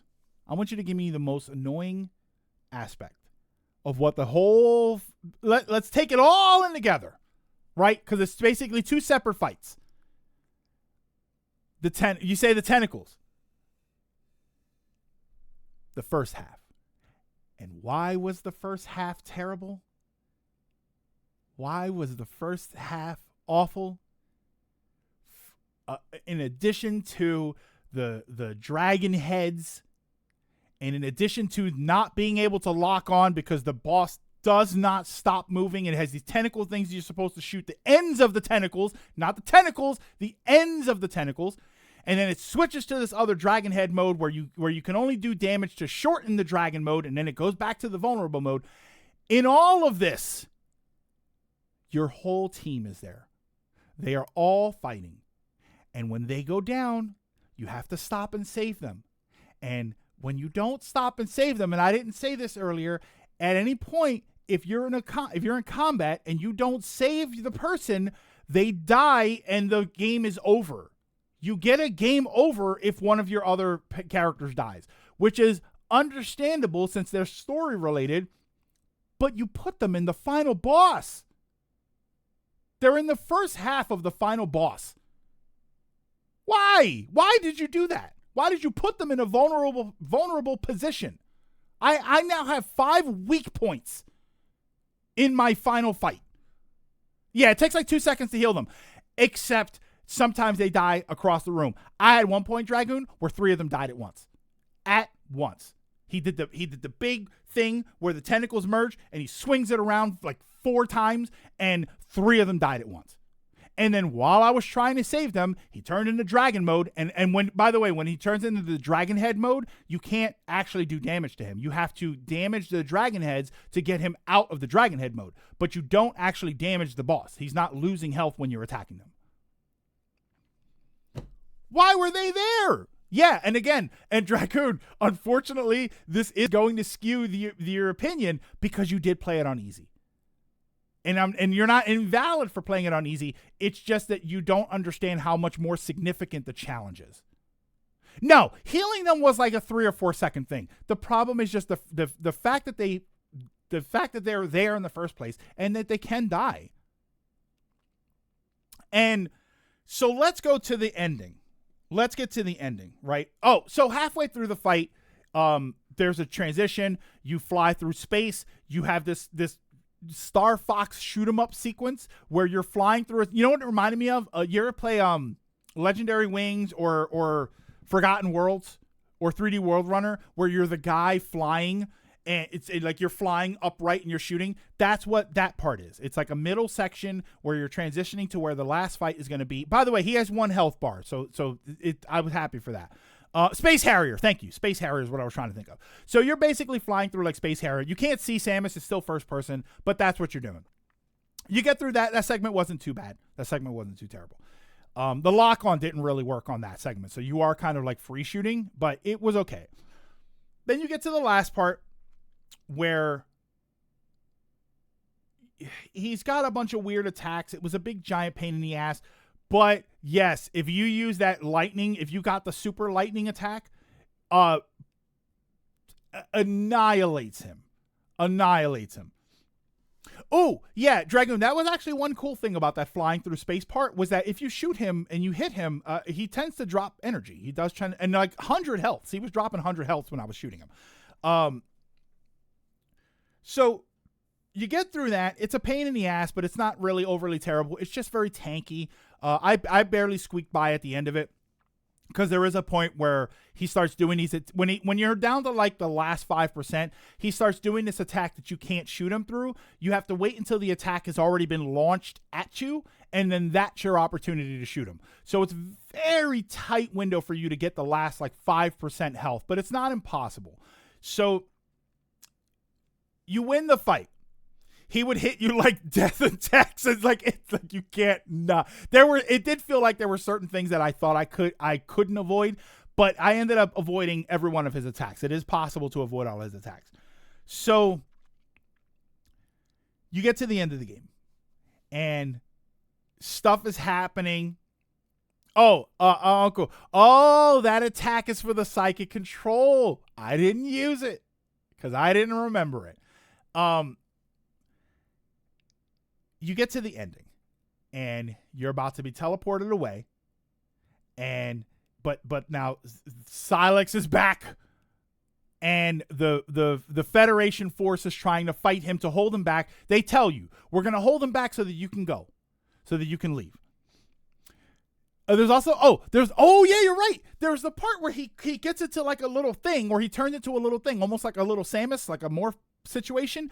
And if he hits you, he takes a whole energy tank from you, which I didn't think was a terrible idea. You know what it reminded me of, Bemmels? It reminded me of getting hit with the Blight in Tears of the Kingdom, where you lose health, like you lose whole hearts.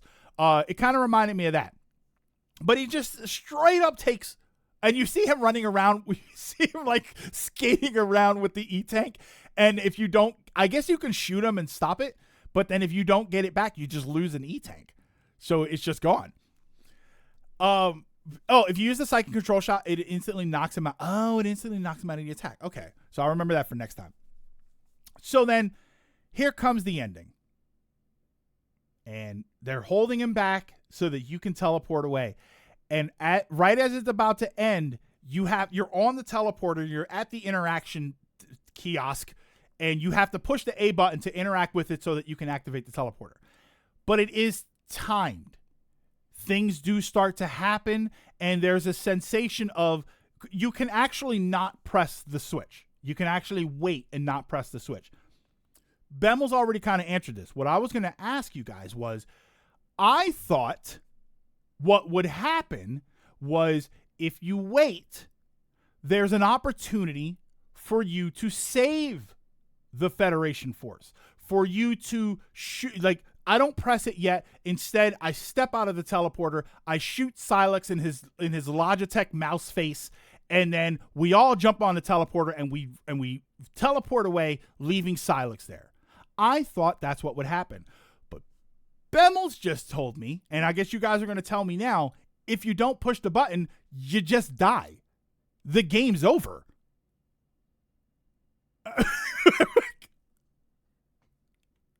What? You had multiple points throughout the game where you made it seem like they were going to die, and then they magically survived. Magically survived. But you were going to kill them in the end. Why did you make it seem like there was going to be something that I could do to save them? Why did you do that? I thought they were the new animals. Right? Save the animals, save the Federation Force or kill the Federation Force. I thought that was going to be the thing. But no, if you don't and you wait, you just die. The game's just over. And it's not even like a separate ending. If you die there, you go back to the part where you're flying through space with him and you have to do the whole second phase again. That's pretty drastic. That's pretty drastic. The teleporter explodes due to damage, which they warn you about. But again, Dragoon, but if that's the issue, then why bother? You got to go. So why give me the option to wait if it means death? No matter what, it just felt pointless. It felt and like we saved them throughout the game and they're just going to die at the end. Sure. Hey, Demon Slayer. Like, sure, okay, that's kind of like, all right, but I get that you would want to subvert expectations or something. But why did you create the situation at the end that felt like it was going to be what we're used to in Metroid, which is, can I save them or do I have to let them die? But there's no choice. It's the illusion of choice. Now the Samus Armstrong fanfic is ruined. I know. I felt the ending was fitting, but I wanted a different ending because I wanted to save them. Yeah, what was the point of us going through the effort to save them just to kill them? I don't mind that. I actually don't mind that too much because it is a nice fitting sort of ending to them if you do end it that way. It's just, but why did you give me the choice? Or is the choice tied to percentage? If I get there fast enough, if I have enough items, is there an opportunity to save them? And I don't think there is. To be fair, only one Metroid game lets you do that. Yeah, that's right. It really was only the one. But yeah, it's not tied to anything as far as we know. So there's no way to save them. So it felt kind of pointless. That aspect felt pointless. I have a question. The end of Tears of the Kingdom. Is anybody playing Tears of the Kingdom right now? I don't want to spoil the ending for that game for anybody. I have a question about the ending of Tears of the Kingdom, and you're probably going to know what I'm going to ask you. Prime 3 has you just kill all your cool allies. 100% gives you a slightly changed ending cutscene and a Silex backstory. You have to find it in the gallery without being told about it. You haven't beaten it. Are you going to beat it? Can I ruin it for you? Or is it something that you want to keep unspoiled? There's a scene during the very, very, very, very last part of Tears of the Kingdom. When you're falling through the sky and Zelda is falling through the sky and you have to hold the button to get to her. Can you fail that? Is it possible to fail that? I love the Tears of the Kingdom. No, I love the Tears of the Kingdom ending. I thought it was incredibly heartfelt.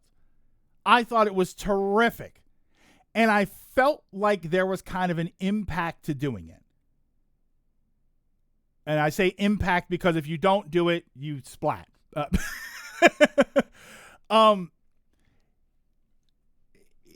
You're never going to want to not do it, but it's cinematic. Oh, later, Mr. Sonic, have a good one.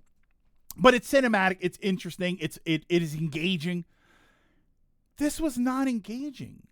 To have that choice at the end, it was so strange. Is it bad I want to play Breath of the Wild or Tears of the Kingdom again? No, I think that's pretty good. Yeah, no. I love the ending of Tears of the Kingdom. Don't get it wrong. And not the ending like the credits and stuff. I mean the ending last part when you're falling and you go to grab her. I was disappointed that she didn't look more dragon-like. But just about the specifics of you have to actually hold the button to race towards her and grab her. That was so engaging. It was so interesting to do that. And this could have kind of been that, and it just wasn't. It was. I mean, literally, if you don't do it, you die, and you have seconds to do it. Yeah, they were great. Tears of the Kingdom was a masterpiece. My favorite part of Tears of the Kingdom was when it was over. Now, you want to know what my favorite part of Tears of the Kingdom was? And it's the part, the funny thing, Lilac, is I think it's the part that a lot of people have said that they didn't like. My favorite part of Tears of the Kingdom was the beginning. When you're walking through the catacomb area and you have to actually control him and you're getting the story and stuff. I normally hate when games have a slow start that way, because now if I go to play it again, I have to experience it again. I never, in any game that I think I've ever played, have been so engaged at the beginning of a game than I was at Tears of the Kingdom. Unbelievable. And the ending was great. The ending was fantastic. But it did remind me of that. It reminded me of that in the sense that they wanted you to have this interactive experience with the ending, but it felt unnecessary because there was no way to do anything else. It's not like you could have stopped the teleporter and then saved them. You just game over. So yeah, see, Stone, you hated the beginning of Tears. And I know a lot of people have said that they hated the beginning of Tears of the Kingdom because of that.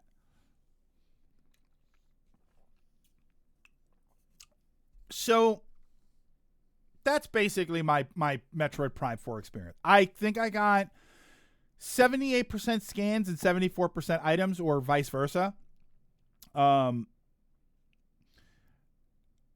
They wanted to do things, and some of them worked and some of them didn't, but it really was a mess. It was a relatively decent game.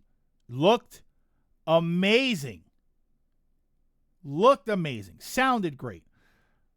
Played well enough, and then they just started to tank it. They started to tank it with the constant chiming in of the characters over the long distance communications. There was no exploration. One of the Metroid hallmarks is exploring places, and you don't really explore places. You walk through them, which, okay, but the wonderment is in seeing the places for the first time. It's not discovery. There is no wonderment of discovery. There's no check out all of these secret rooms and these secret passages. There isn't really a lot of that. The game literally and figuratively tells you what to do and where to go, and then that's it. And that's what it is. There was no way I was 100%ing Metroid Prime 4. We wanted another year, but there were so many ways to get them going anymore. But at the same time, you had this much time, and this is what you did. This is what you did with it. So I ask again, worth the 8-year wait?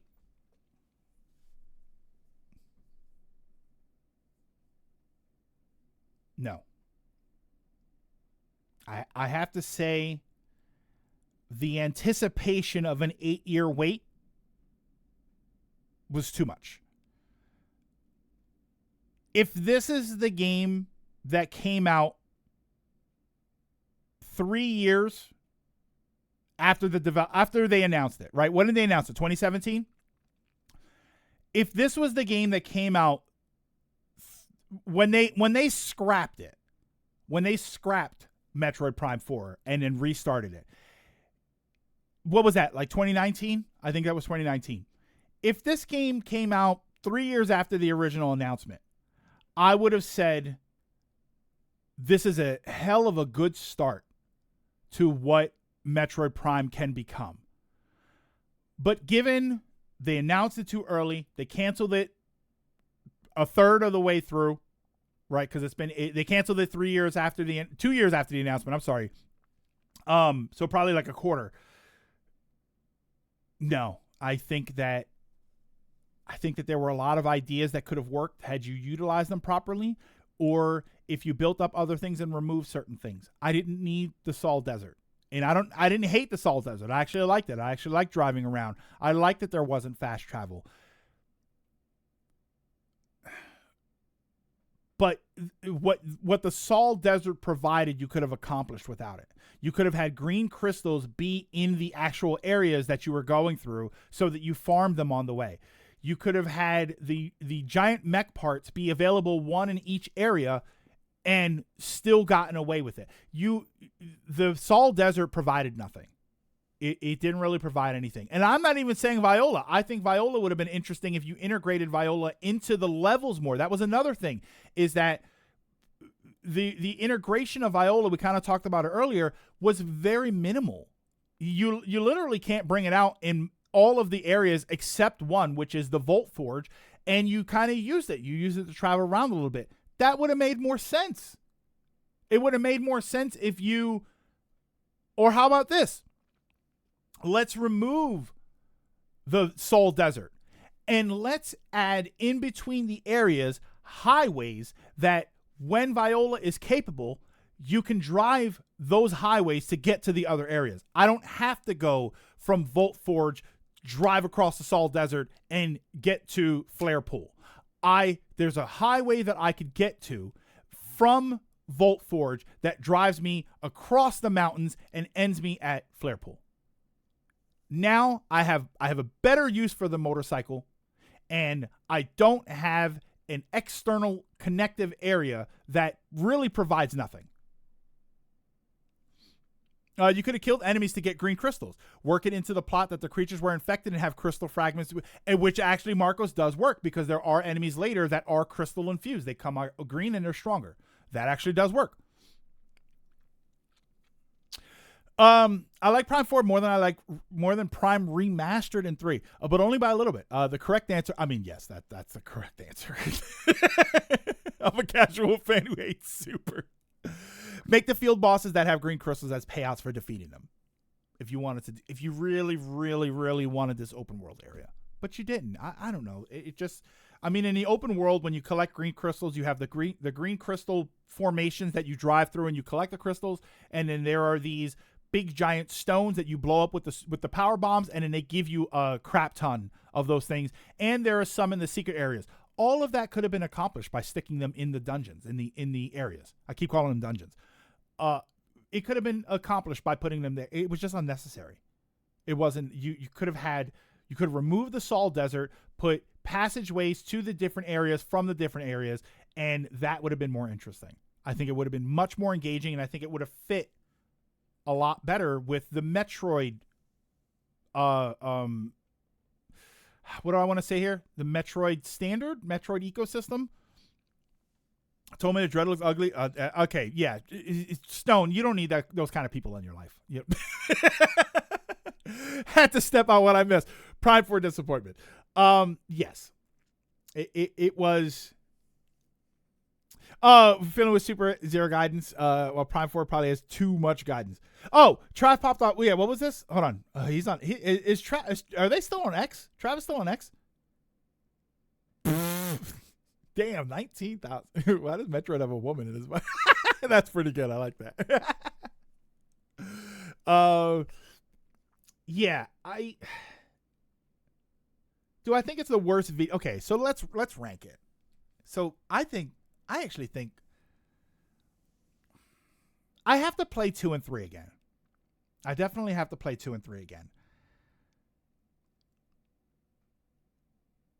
Am I wrong that I think the Venn diagram of Prime 1, 2, 3, and 4 and the Venn and the circle of the games that I thought were the best is basically a circle?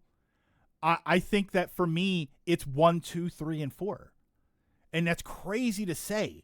That's crazy to say because the things that Metroid Prime 4 gets right are amazing. The visuals are fantastic. The atmosphere is there. Even though you're not exploring, you're just walking through, the atmosphere is there. But that atmosphere is devastated when that chime goes off and someone talks to you on the headphones and someone talks to you in your helmet and tells you exactly where to go and exactly what to do. My immersion is destroyed when that was happening because it happened. it didn't happen all the time, but it happened at key moments. It was annihilated. And then it would take me a second to get back into it. I would get a communication, and this is why I had such a problem with the idea of the long range communication. Because no, they're not speaking to you every second that you're playing the game. But they are speaking to you at very specific points, doing a very specific job. And worst of all, when you get a new item, Metroid fans know this, video game fans know this. When you get a new item, you feel good. You fought that boss. It was a pain in the ass. You killed it. You got the extra missile, or the new chip or something, which not even all of that stuff was tied to the bosses. You got it. But in the back of your mind, and eventually in the front of your mind, you knew, I got a new upgrade. I'm about to get a phone call. And I got a phone call every time. I got a new chip. I got to go back and get Miles to install it. Had no problem with that. My problem was the second I went outside, Miles was calling to tell me that. I know, Miles. I know. It's my third upgrade. It's my fourth upgrade. It's my fifth upgrade. I know I have to come back to you to do it, because that's how it works. You don't have to keep telling me. There were moments where I was actually saying, oh my God, shut up. Armstrong. I mentioned this. I touched on this earlier. Armstrong was fine. She was fangirling over Samus, and she was terrific right up until she wasn't. Right up until I had moments where she wouldn't shut up, or she would just immediately say something. I'd walk into the room and she'd give me the answer. It was Freya and Atreus all over again. She would immediately tell me what to do. And at one point,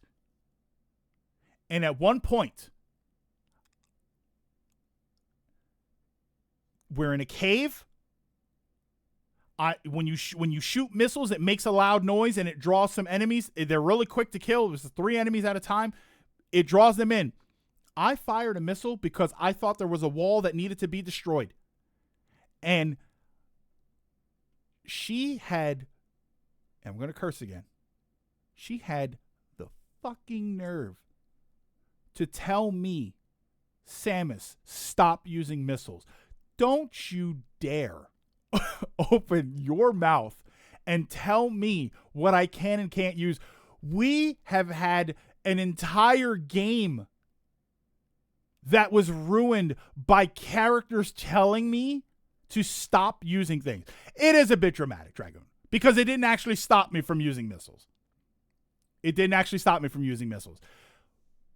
But when you complain about games railroading you and backseating you, to have a character standing next to me that literally uses the words "stop using missiles," it is a bad characterization. That to me was a bit much. I'm being overly extreme for dramatic effect, but it was a problem. It was a problem for me to have a character who's not only telling me to do everything that I'm already doing. Hey, by the way, there's a save point over there. You might want to use it. To have a character actively telling me to stop playing the way I was playing the game is insane. Is it any different than having somebody in the room that you're playing the game in telling you to stop doing something? Not in a kind way. Not like, oh, you probably don't want to use that because that's summoning some of the enemies. To have somebody in your room, in your ear, flat out telling you stop doing that. It was a bit much. Hold on, Craig's about to get the ring hand. Bear in mind, bombs are, and that whole sequence was kind of weird because I could blow something up and it was totally fine. Or, wait, what's happening? I could blow something up, it was totally fine. I turn on this machine and it was totally fine. But God forbid I fire 2 missiles and 3 enemies come out of nowhere. It was a real weird sequence. Yes, I think the game is a bit too much good luck finding stuff. See, but I don't think it has too much good luck finding stuff because it's a guy telling you where to go most of the time. Even though it's a good game, you can't tell me that mandatory artifact hunting is good. No, the mandatory artifact hunting was terrible. It was terrible. It would have been better if in repeated playthroughs you could collect the artifacts already knowing where they were, but you can't do that. I think the artifact hunting was a bit worse than the mech hunting. Than the mech part hunting, because when you by the time you get to the mech part hunting, you've already found all the mech parts. They're on your map. You just have to go back to them. It's obnoxious, but you have to go back to them. And they make a reason for you going back to them. There's little teleport things you got to stick on them. Totally fine. The artifacts kind of come out of nowhere, and it's impossible to get them all by the time you find out you need them, I think. No, you can get some of them, but I don't think you can get all 12. I don't think you can get all 12. I think there's a point when you finally find out that you're going to need 12 artifacts, you have only been able to collect certain ones. Yeah, the parts are easy. Yeah, that's why I didn't mind it too much. How's it any different from stopping the game to find it? Yeah, the reason I think it's fine is because not only do you find all the mech parts, but and that's another thing. Like let's talk about the artifacts. Let's go back to Metroid Prime 1 and say the artifacts. If you come across the artifacts, you first of all, you can't scan them all. So you might not even know that they're there. And you may they're not on your map. If you find one but you can't collect it, it's not like you can scan it and then the map's going to tell you where that is. I don't think so. Correct me if I'm wrong on that. I don't think they'll pop up on the map. The mech parts pop up on the map. They're right there. Yeah. Is it still arbitrary backtracking? Yes. Yes. Specifically the one in Flare Pool, because if you don't remember that wall was there, then you're not going to remember where it was. It's still arbitrary backtracking, but it's not hunting. By the time you get to that arbitrary backtracking point, you know where all the parts are. You know where 5 of them are. So I didn't think it was as intrusive to the experience. But it was Wind Waker, for instance. One of the problems with Wind Waker was suddenly the Triforce hunt comes up. It probably wouldn't have been such an issue if you knew where all the pieces were and you just had to go there. It's still pointless. It's still arbitrary. Like, why couldn't I have collected these before if I knew where they were? But it wasn't as atrocious as you have to buy a map, you have to go find the Triforce piece, and then you have to come back and buy another map. That was a bit, okay. Come on. Like the Sky Temple keys or the artifacts. What if you found an artifact and you had to take it back to the temple and then go find another one? That would have been worse, but I still think it was bad. I still think that they came out of nowhere and it did kind of grind the game to a halt, particularly because there were 12 of them. Whereas in the Sky Temple keys, I think there were just 3. Well, there wasn't a mech part hidden behind an invisible wall that requires like 3 different endgame power-ups to find. Just the one. Hold on. Let me go to the restroom here, and I'll come back. We'll wrap up in a second here. I felt like I wanted to wrap up before I went to the restroom, but give me a second, and I will be right back.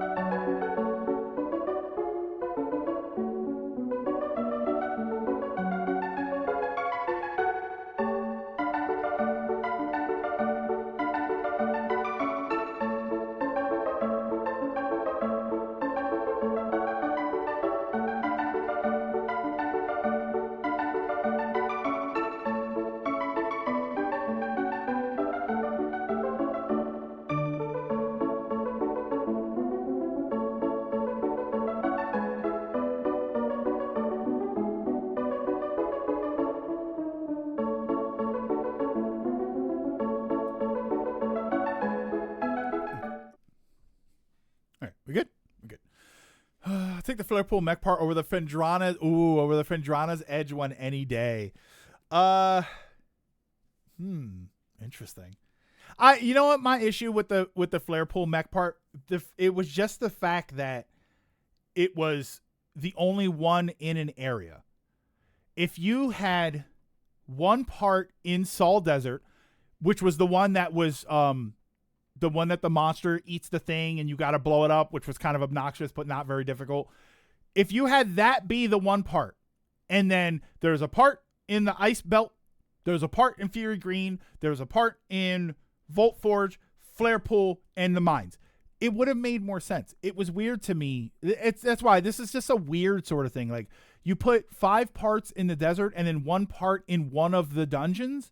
Why did you do that? Why didn't you just have one in each place or all in one place? It was such a strange sort of choice. And it's not like the part that was in had a boss attached. Well, I guess the other one had a boss attached to it too. The one in the pod thing that the monster eats. That's technically a boss fight attached to it. Since I like artifact hunting, is why I like Prime 4 slightly more. I felt Prime 1's artifact hunting and Prime 3's power cell, better know the order. You need them all loser parts were a hard stop to my fun for those games. The Sky Temple keys are the worst end game quest. To the missile noise part, I guarantee that if they didn't, many modern gamers, and I've seen some of the wait to the missile noise part. And I've seen some of the current gen whining about this exact part, asking why do they keep showing up? Hold on, missile noise part? I think I'm confused by that. It's funny because right after I was disappointed by Prime 4, after I finished it, I swapped over to Warhammer 40k Space Marines 2 and had a blast. Volt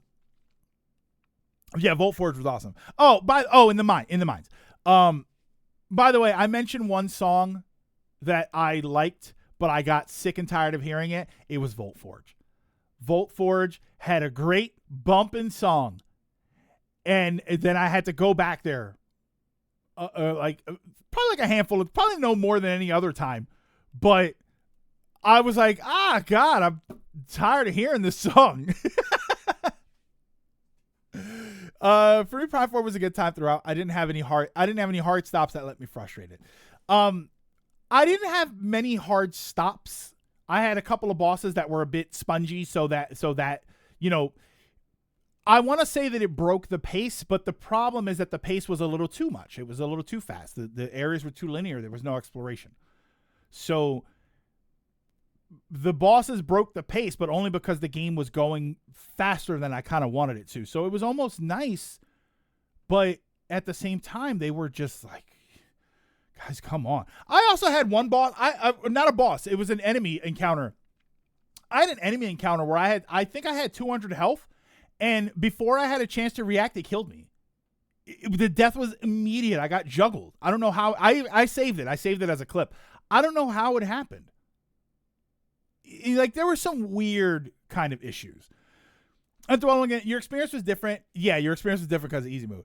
I think some of the experiences. What I would say, Dragoon, is if you're talking about like the atmosphere and stuff, I think that's accurate. But when you talk about like how easy some of the bosses were, I do think that it is kind of skewed because you played it on easy mode. I would say to try it again, to play again, even though you're also not going to have the exact same experience, but it's not super hard to figure out what to do for the bosses. So I don't think it's going to intrude too much. But I do think that if you play it on normal mode, you're going to realize, wow, this is a lot harder than I thought it was going to be. I feel like you would like Space Marine 2 since you like games like Helldivers. Say what you will about Silex. His boss theme was actually really good. His theme was good. The drone team. Yeah, it was those drones. Those drones annihilated me. Do I have my game? I have my game plugged in. So let me see this here. Hold on. Boop. Hang on. I have a few clips that I saved, and I wanted to sort of show you, like, most of these are just kind of quirky. There was one in particular that was just a little quirky thing. I don't think this will, let me see. I don't think this should spoil. It's going to spoil that there are characters here, but we are in spoiler territory. I didn't find the bosses easy, though. I found them the perfect balance of hard hitting, but not obnoxious. I'd say the opposite to you. Maybe if you tried it on ways, you'd enjoy it more. Oh, on easy, you mean. Yeah, and that's the problem, is that the fundamental issues don't change. The linearity of the game and stuff, it doesn't really change. Oh, wait, hold on. So I'm going to do this. So is that working? Okay, so hang on. I think the worst Prime 4 gets is the backtracking. You have to go through the desert to the fire area. You can't progress, so you have to go back to the first area to upgrade, and then to the unrelated ice area. Except it's not unrelated, because Miles immediately told you that you had to go there. All right, so is it? There was a couple of these that I have to remember why. Hold on. Nope. How do I fast forward? Isn't there a... Is it up and down? Isn't there a fast forward?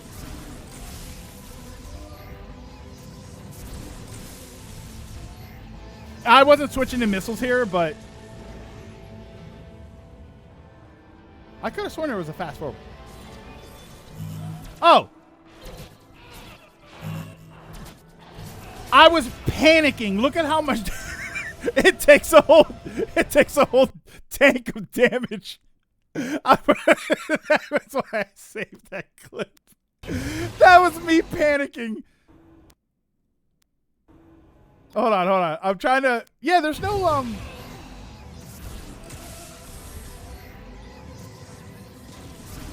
Yeah, there's no fast forward? I thought there was fast forward. I tend to posit the idea you played on easy, so when the opposite is just as true. Maybe people would have enjoyed it more if they lowered the difficulty if you found an issue. No, the difficulty would only solve the combat issue or the difficulty of the bosses. It doesn't change the linearity of the game. It doesn't change the lack of usefulness out of the items and stuff. It doesn't change the game telling you where to go all the time. Now, if you told me that hard mode, they don't talk to you at all on the radio, I would say, yes, I'm going to play it on hard mode from now on. But it doesn't change that stuff. That's why the only thing that, Dragoon, your opinion is completely valid. But when you talk about the bosses being the right balance, what you're saying is that the right balance is on easy. So, and most people are going to play it on normal. A lot of it just comes down to the language, right? You call it normal, right? Because what is it? Baldur's Gate 3 calls it explorer mode or something. They kind of like they mess with your head a little bit when they do that. I don't remember if that's a fast forward. Oh, I tend to use the trim option. Okay. Yeah, the problem's extended beyond combat, and playing it on easy only eliminates the combat problem. Uncle just wanted to double first on Tetris. So hold on. So I'm trying to remember why I saved some of these clips. Because some of them there was one of them which was a uniquely obnoxious problem. So I won't give it the whole, I won't blame the whole game for it. Prime 3, I think, did normal and veteran instead of easy and normal. Yeah, so it's like the language thing. Oh, right here. Do you see what happened? Is that true? Oh, menu. Hold on. All right. So can we just do that? Look at my health. Look at my health. I know it's low, but come on, man. Oh, the right stick speeds up the video. Okay, got it. Oh, there we go. On 3. Okay. 3. Okay. This is why I saved this. On 3. 3.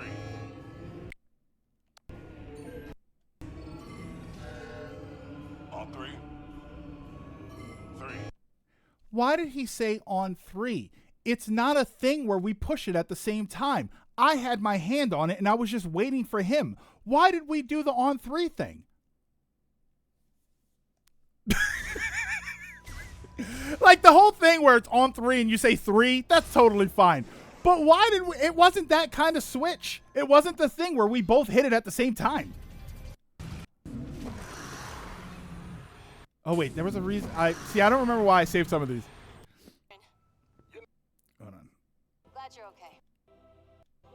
Yeah, like she's fine. Don't know what we do. Go, kid. Oh. Glad you're okay. Don't know what we do without you. I would beat the game faster, is what I would do without you, Armstrong. I would beat the game much quicker. What was that water thing? This thing? I don't want to spoil it. You're not dead. Excellent. Sarge, Yay! All right, which one was this one? Oh, wait, hold on. I shot her. I think I shot them for a reason. Oh, no. So this is the, okay. So you're already at one of these. You've already found one of these. And what they do is they hold open the doors and then you shoot the middle. So you need both of them. They hold open the doors and you shoot it. They won't come over until you scan it. It was kind of weird. So let's see.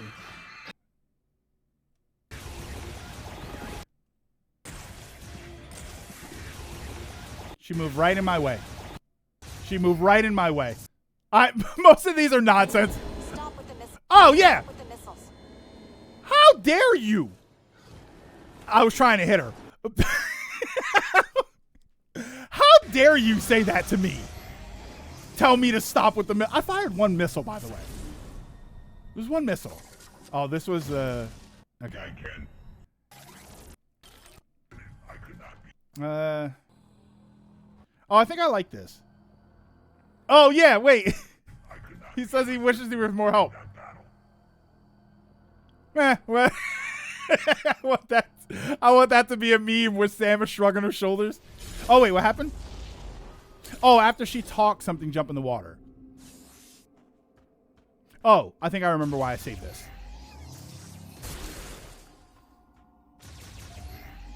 Yeah, I have these just weird moments.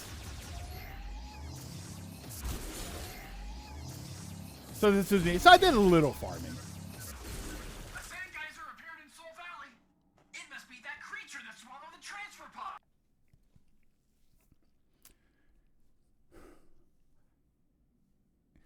I had already killed that boss. I found the sand geyser. I knew exactly where it was because I saw what monster it was.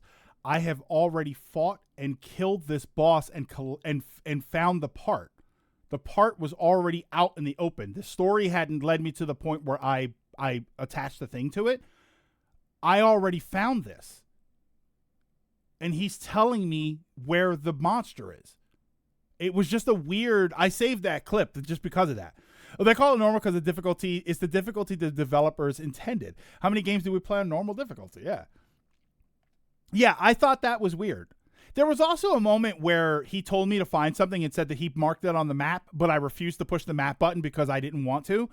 And I ended up going into another area. And when I came out, there was no marker there.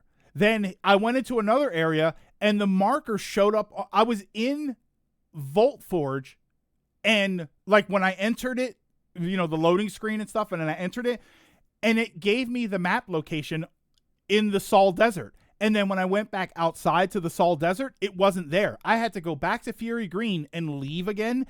And then it triggered the scene where he shows me on the map, and then it stayed. It was such a weird, I think it was just a glitch.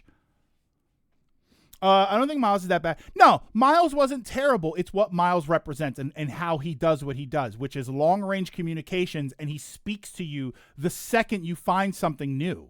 You go outside with your new part, and he immediately tells you to go here or go there or come back so that he can install the new part. That's why Miles, the personality, wasn't the issue. It was someone in your ear telling you what to do all the time. I didn't hate Atreus. I didn't hate Freya.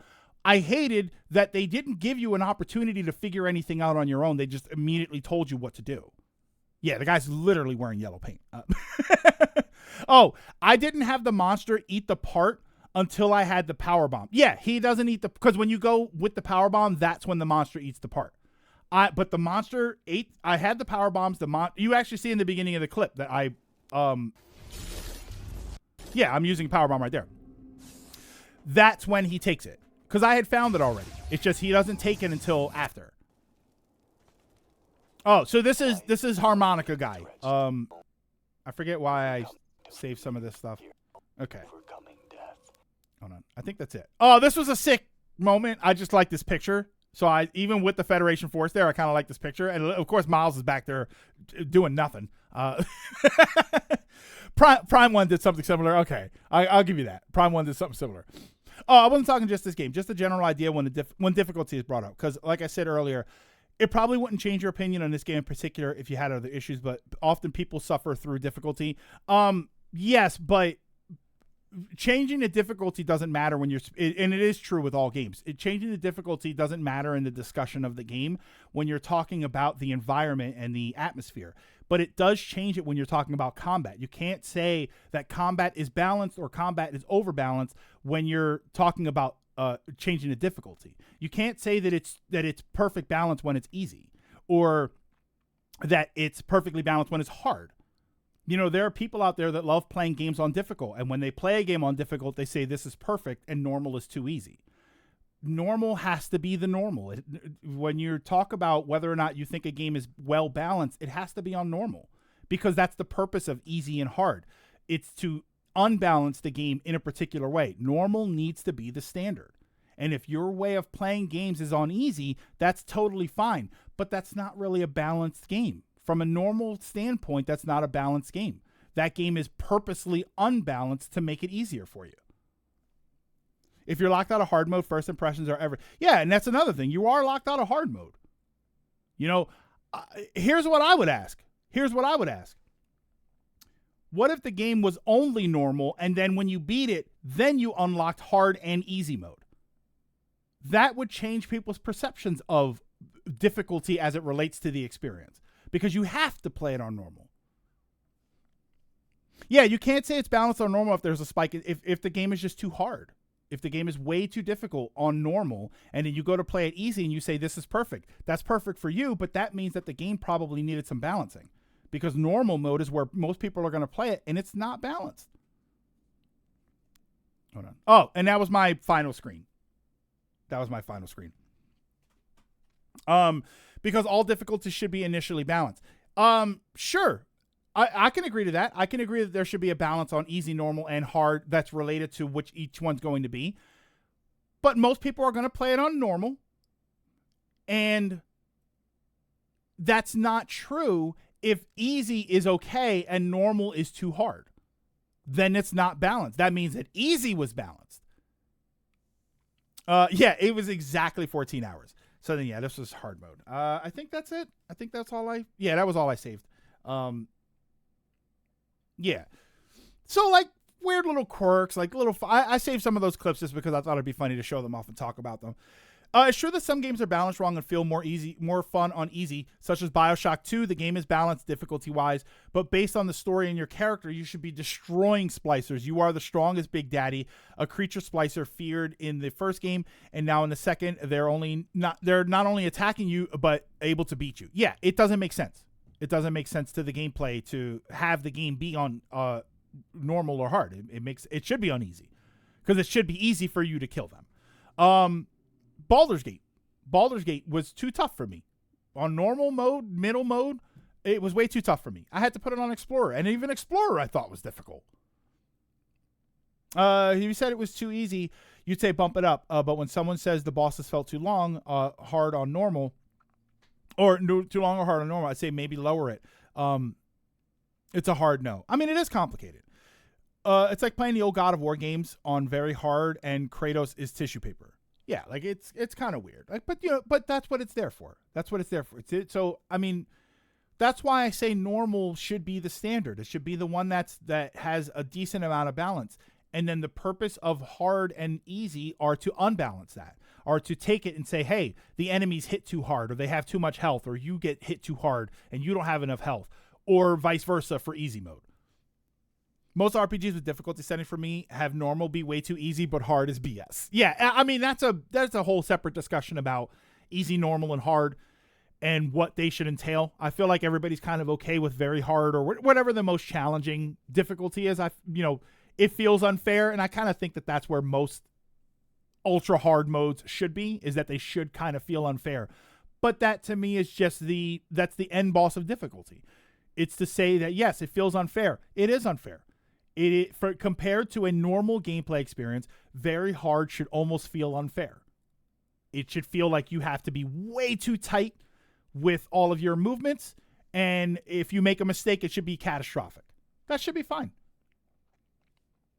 I'm not saying that you suck, but if someone's complaint, and a few of the chats in yours were the bosses felt too hard too long, maybe it would have felt better lowered.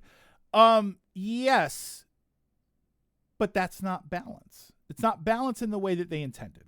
I'll be honest. I think that the only reason that the bosses were too hard was because they were damage sponges. I think that figuring out what you had to do to fight the bosses was fine. I thought the progression of all of that was okay. I thought that the bosses got harder as you went on in an appropriate way. What I just thought was, especially for some of the early bosses, I thought that you were just shooting them for way too long. And you can't lock on properly, and you might not. I just thought there was a bit too much of that. I'm liking the game, but it absolutely has flaws. I wasn't big on Prime 1 because it felt too confusing for me, so I didn't play the other one. So Kia, you might actually like this more because it is a lot more linear. It is a lot more linear. It's semi-intended, or they wouldn't offer the difficulty option. As Kia was saying, while I overall love Prime 4, it's got issues. Yeah, it definitely does. Kingdom Hearts is a strange one for difficulty, too. Beginner and standard mode feel too easy, and in proud and critical mode are too hard, especially in boss fights, though admittedly half the issue is bad controls and camera.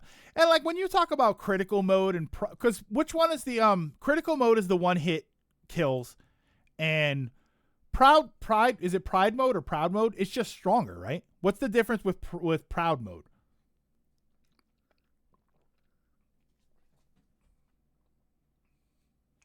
Oh, sorry. Yeah, like, you know what my biggest problem with critical mode is? First of all, yes, critical mode is a wildly unfair mode. Your one hit kills. So that's the purpose of it. The purpose of it is that it is wildly unbalanced. The problem to me with the critical mode was that you keep hearing the critical noise. I don't need you to keep making the critical health noise. I know that I'm one hit away from death. It's because I picked critical mode. So stop warning me that one hit is going to kill me. I know that. It's like people who drive in the snow with their hazard lights on because they want you to know that they're having a problem. You don't need your hazard lights. We're all having the same problem. We're all in traffic and we're all struggling here. We don't need that. Proud is hard. Critical is a YouTuber. Only when it's moist. Beginner's easy, standards normal. Proud is just hard mode. Critical mode is proud mode with a lower HP and the ability to put no XP on. Oh, to Alex's point, sometimes devs get it wrong, and we often play game against the devs' wishes and when we don't agree. So hard locking the idea that normal is intended goes against the idea that tons of games screw up normal, and easy and hard are the preferred options. That's not a bad thought. It's not a bad thought to say that, yes, there's easy, normal, and hard. Normal is the standard, but normal was overtuned. Which we've seen. Wasn't Silk Song? Didn't people say that Silk Song on normal was a bit too unbalanced? So they actually changed it? Or that fight in, was it Wo Long?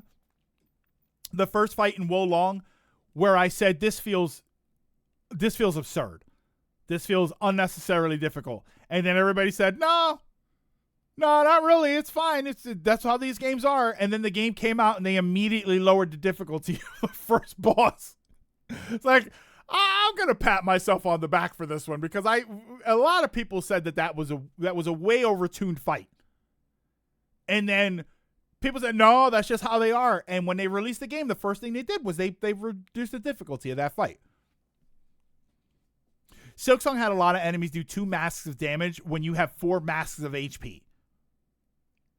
Oh, people overreacted, because they didn't. Oh, so Stone. People overreacted because they didn't play the first game. So what you're saying is that in order to appreciate Silksong, you have to have played the first game. I don't know. I'm being extreme, but that is sort of the point.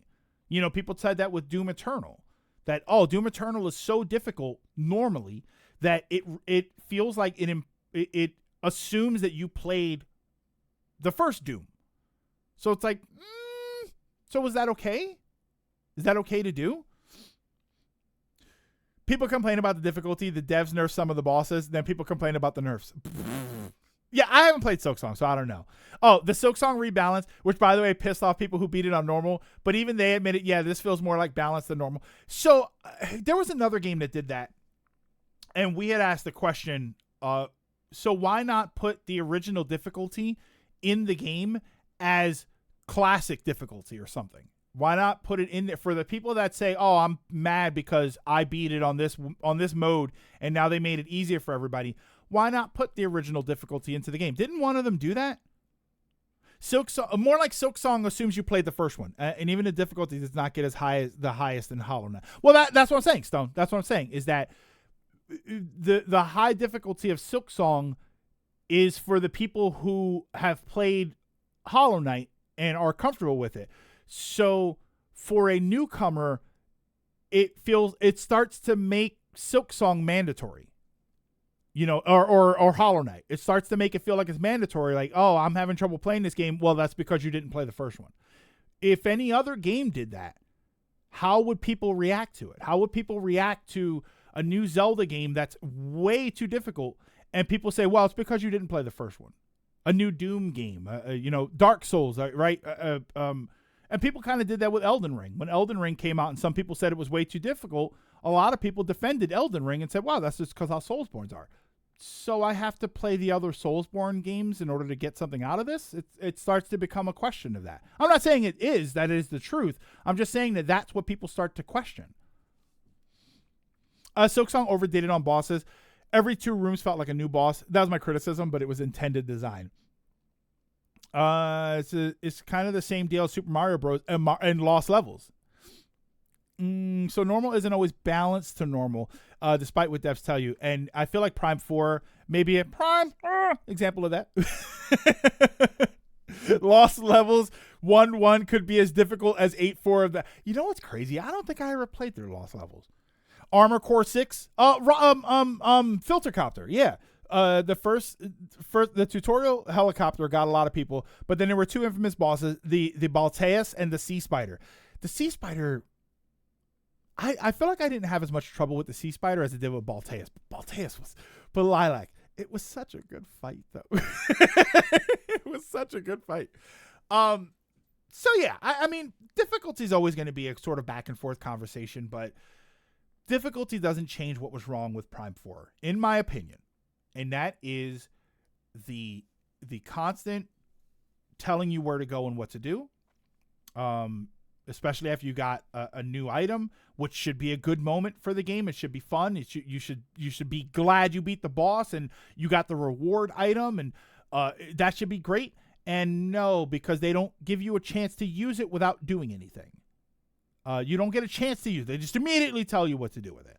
The linearity, which I know isn't the worst for a lot of people, myself included, because I always get lost in games. But there are some times when I kind of want to feel lost.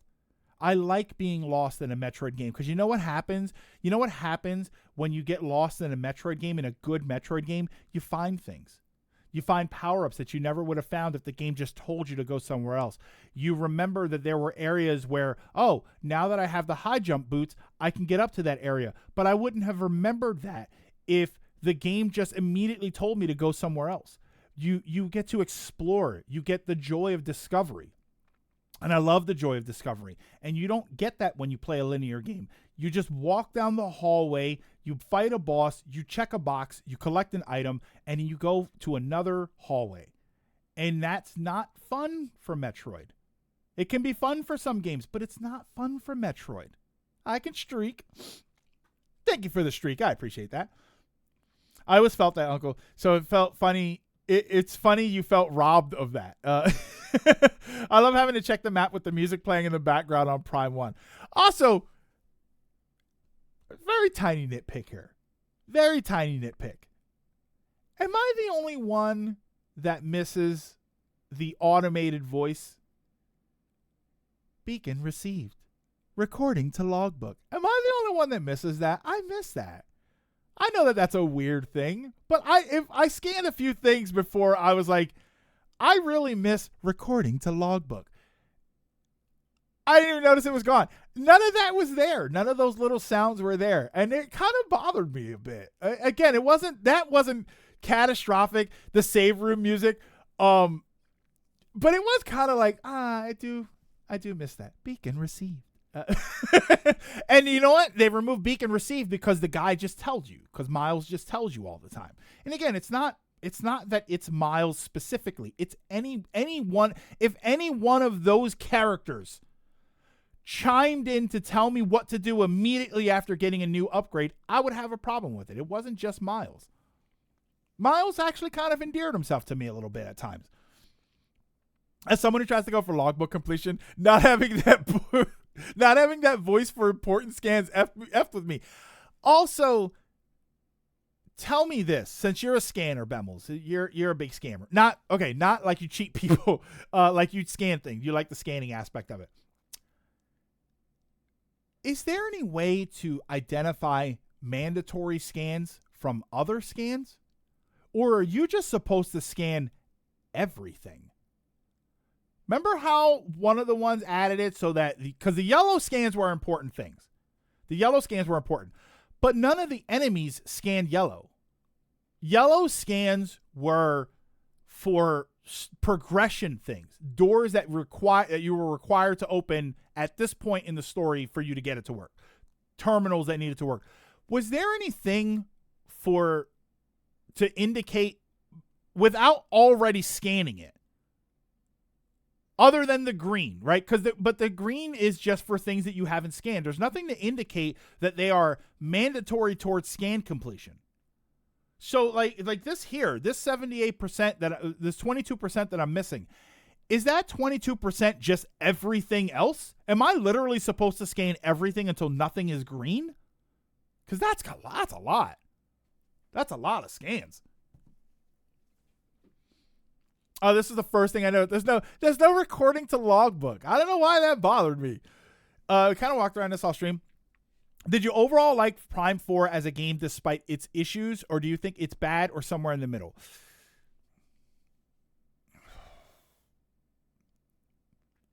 I liked it as a game when it allowed me to play the game. But there were just too many opportunities that it just told me no. It stonewalled me at different points, and which is normal for Metroid. But normally what ends up happening is when you get to a point where you need the high jump boots to get to the next door, there's usually a bunch of other stuff that the high jump boots do.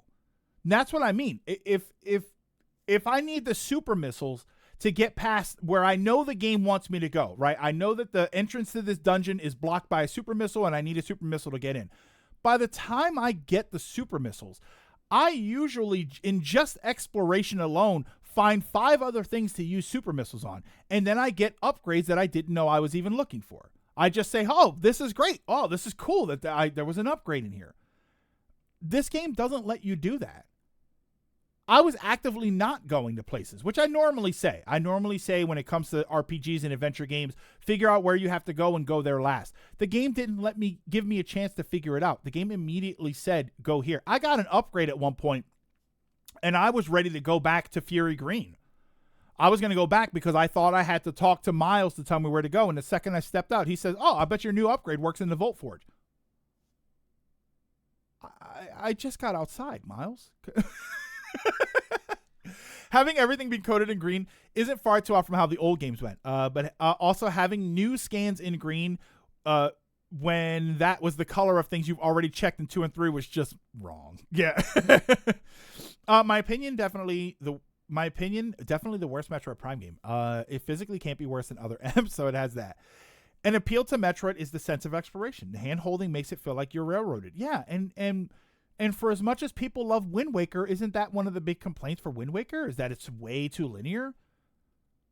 Isn't one of the complaints for Skyward Sword that you have the idea of exploration, but really the game actually points you in the right direction all the time? It pretty much just tells you exactly where to go. I mean, Skyward Sword had different issues, but that's the point, is that the sense of exploration in adventure games like this is important. If you want to talk about atmosphere and everything, that's fine. The atmosphere was there for this game. I thought it was beautiful. I thought it felt amazing. I thought the sounds were great. It was there. It was there for this game. But you weren't allowed to explore. Most Zeldas are linear.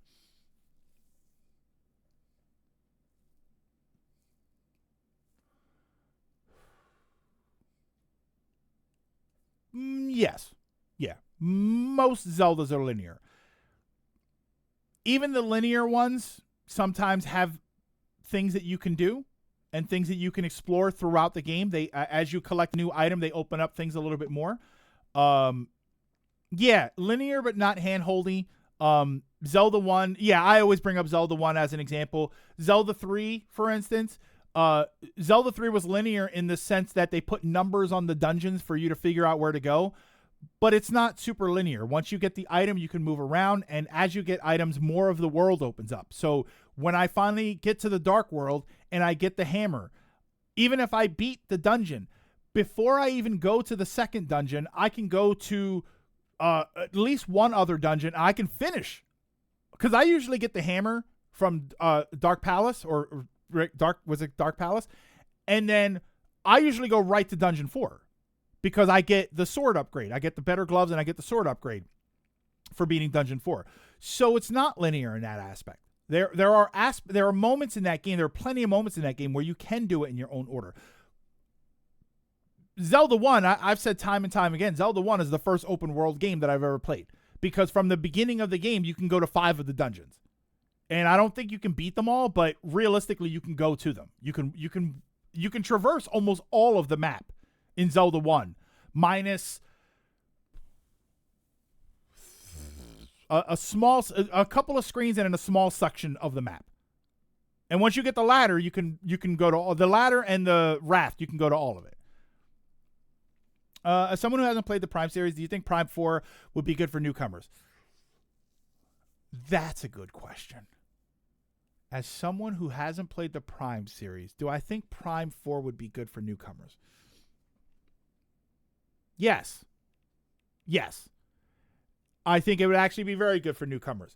And ironically, you might actually be better playing them backwards in a way.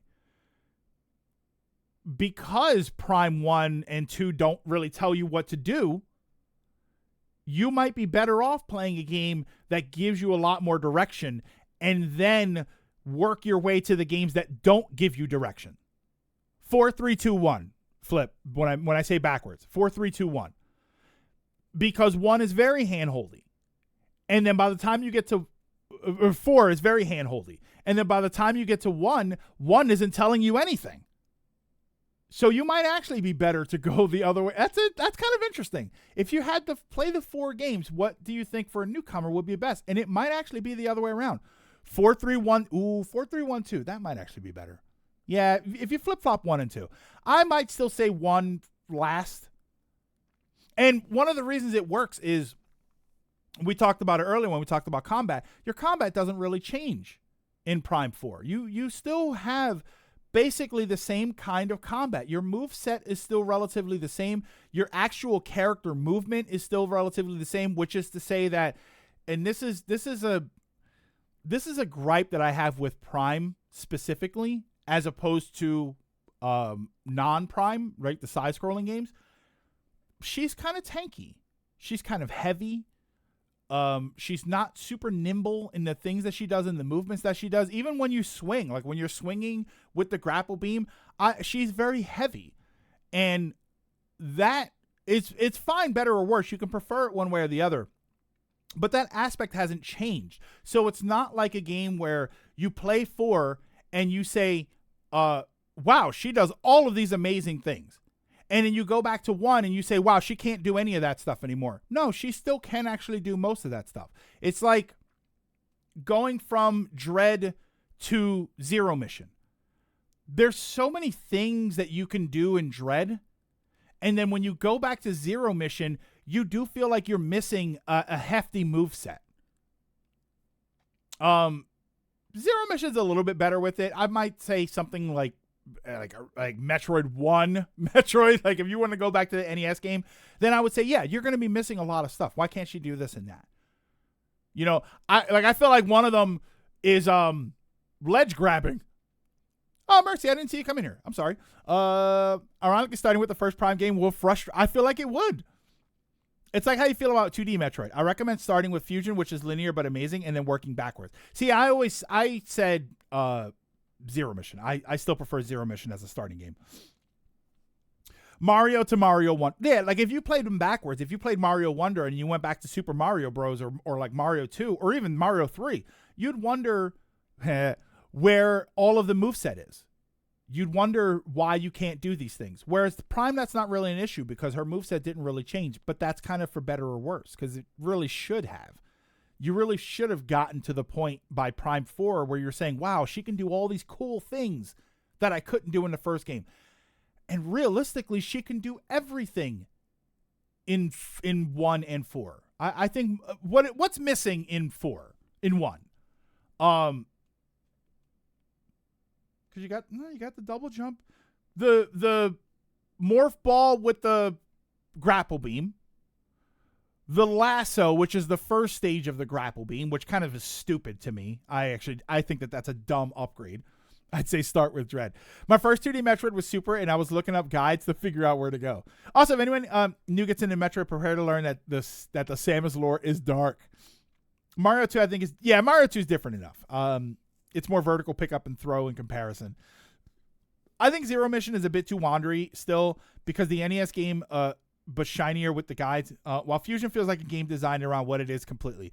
I'll agree to that. Zero Mission is an enhanced version of a different game. Fusion is a completely original game, and because of that, it gets to use its own ideas. In which case, if you believe that, then you would have a problem with Prime 4 because it just feels like another Prime game, and it doesn't feel like they tried to move the franchise forward. Is it a terrible game because of that? Not necessarily. But the things that it gets wrong are significant. The world and the combat, it can be samey, but it also feels heavy. She doesn't feel as versatile. The shooting is slow. I think that the shooting is slow for the missiles specifically. I think that it's a bit too slow. No visors. I don't know if anyone really misses those, but it's something. Bemmels. Here's my hot take on the visors. I'm going to hot take the visors here. I like the visors. I thought they screwed up the thermal visor on Prime Remastered because everything looks like a muddy mess. I like the X-ray scope even back in the day. I love the X-ray scope. Everybody kind of hated it, but I loved it. I like the thermal when it works, when it does what it's supposed to do. And what's the last one? Just the scan visor, right? Isn't there another one? I'm missing one, right? I don't like the multi-visor. I just wish there was an easier way to switch between them, but I don't know. I like that there was a different.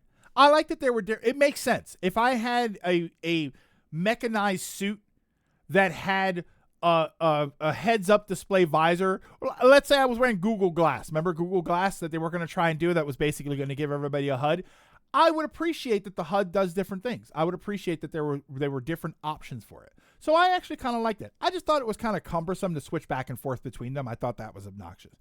I also heard some people saying that they didn't like, I don't know if I mentioned this earlier, they didn't like the psychic powers. They thought the psychic powers felt a little too clunky. I had no problem with the psychic powers. I thought that they were totally fine. They were just reminiscent of what the other powers were.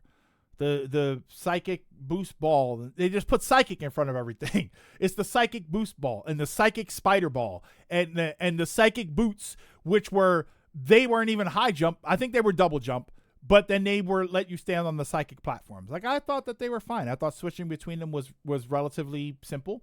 So I didn't have too much of a problem with that. I hate the thermal visor. Yeah, it looked gross. Another thing is a long development time that can decrease your hype for it. I don't think that was so much the problem. Prime 1 had scan, thermal, and X-ray. Okay, I was thinking thermal and X-ray. 2 added the dark visor and echo. 3 had the X-ray again. It was like a mix of that and the thermal from the first game. Okay. Psychic refund. Stream's getting stuttery. Oh, is the stream getting stuttery? I'm not dropping frames on my end. Psychic powers is low on the list. I think that's fine. I think it made perfect sense. And I like that in the ending, she kind of gets rid of the psychic powers. So I thought that was okay. I liked how the game ended. I like the after credit stuff. I thought that just being sure. Okay. I like the after credit stuff. I didn't like the fake out where it's like maybe you could save the Federation force, but you can't. As we know of, which leads me to one last point one last discussion point that I want to talk about. Trying to or needed to move things forward. I felt like it was trying to restart the machine for the future where we move forward. And I think it did that. See, and that's the problem, Dragoon, is I don't think it restarted the machine. I think it started I think it's, if the Prime series was a car that's been sitting for 18 years and hasn't had any any significant entries.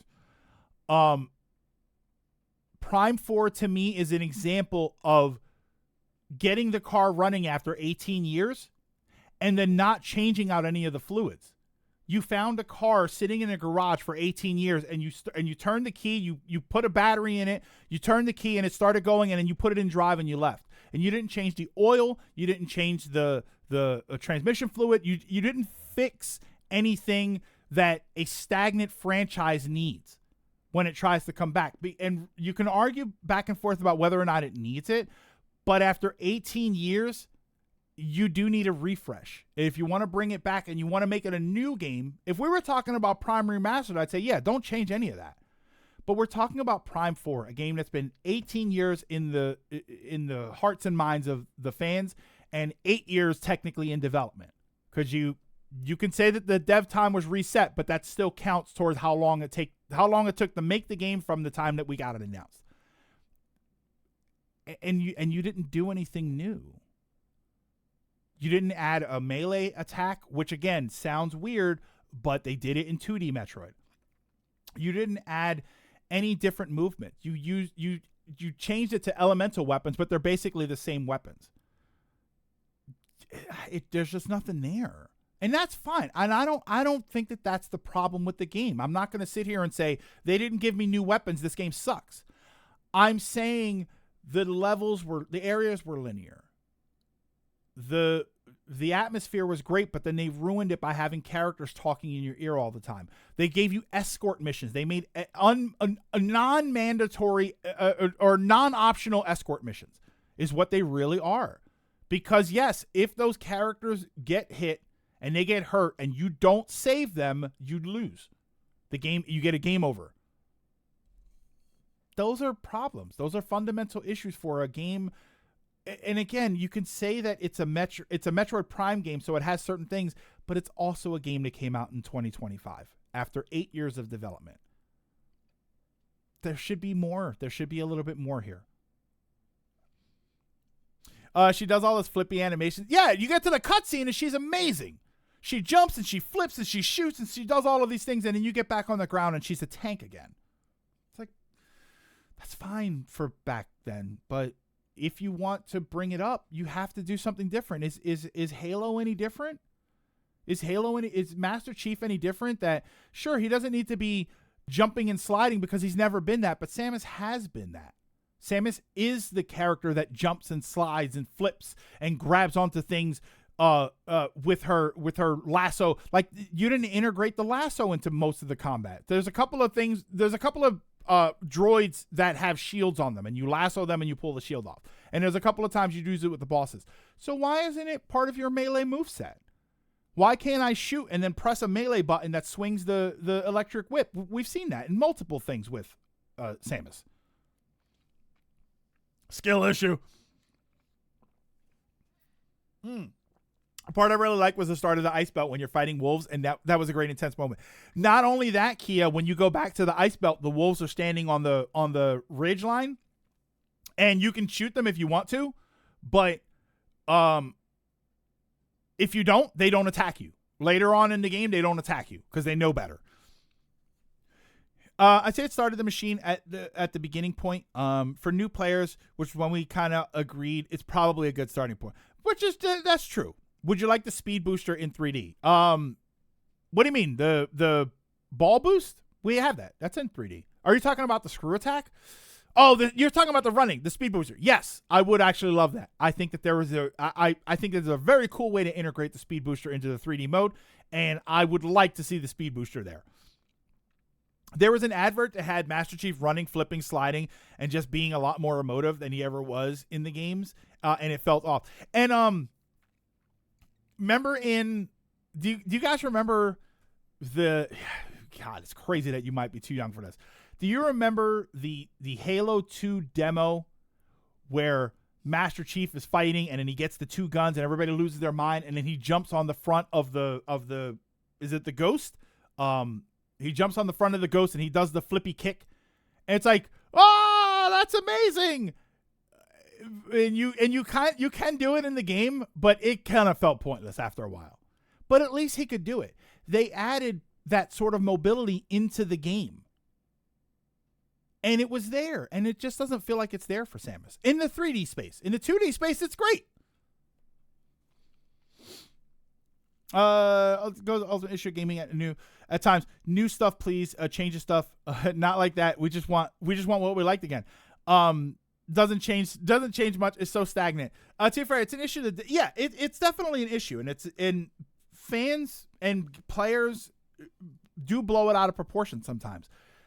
The reality is you want something new. You don't want too much new, but you do want some new things. And the reason for that, the reason that works, if you complain about that, the reason that works is because it's a natural evolution.